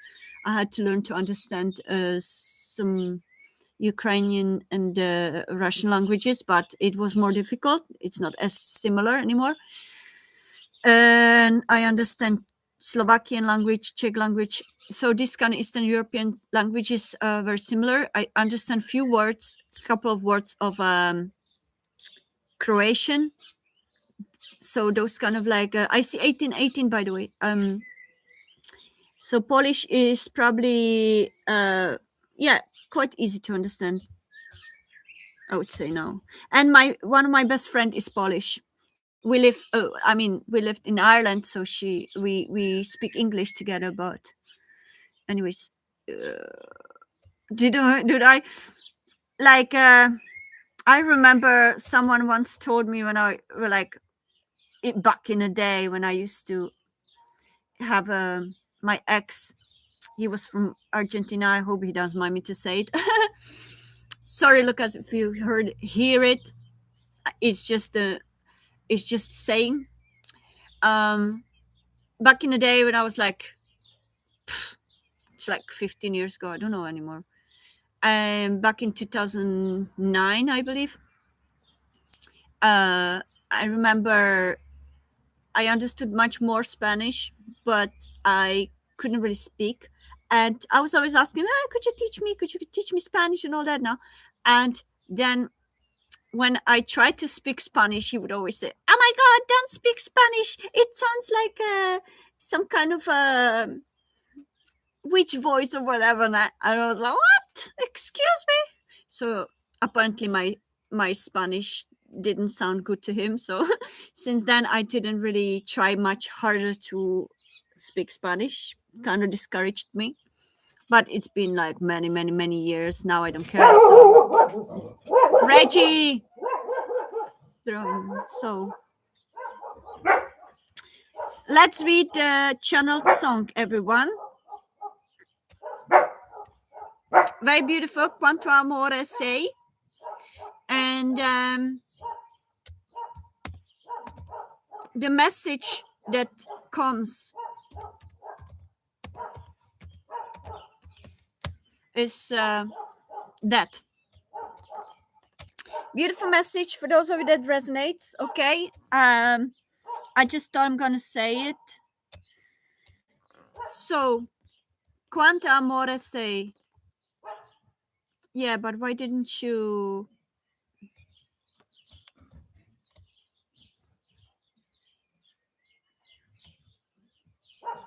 Okay, I think it's how much love you are. Okay, so the message from the channeled song: between us, there's a need of harmony. Then it becomes easy. Help each other and live. If between us, the eyes understand each other, our souls already travel together. Now you, young love of mine, stay near me, 'cause this is the only way to start. The rest will be. You know that I hope, you know what I hope, to see you always. That's a weird translation. To see you always so. What a pretty face you have. What a nice smile you are. What a nice moves you make. How much love you are. I want to believe. I know it's you. The time I don't wrong anymore. How much love you are. It can only grow on further. It can only take another step. And you know why? Because I am with you. With my heart, I am with you. I am with you, my young love of mine. With the heart, I am with you.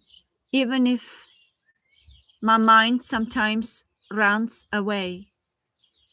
It's always you, young love of mine. Want to know the truth? For me, it's enough your presence, which will tell me in the time how much love you are. I want to believe I know it's you, the time I don't wrong anymore. How much love you are. It can only grow on.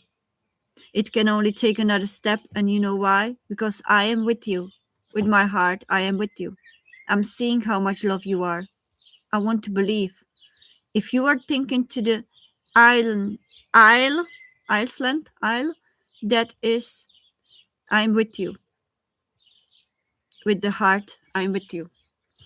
So it's beautiful. It's like a unconditionally beautiful energy. I feel that this is a love of two people that want to share with each other. Perhaps try to. Hey, nee, nothing left the boy crazy. So what a beautiful song. So that came in like a channeled song. If it resonated with any of you, I felt that message very deeply, and it resonated with me as well. So I thought I'm going to share it for those of you that feel connected. Oh my God, I've been here for 4 hours already. Gee, okay.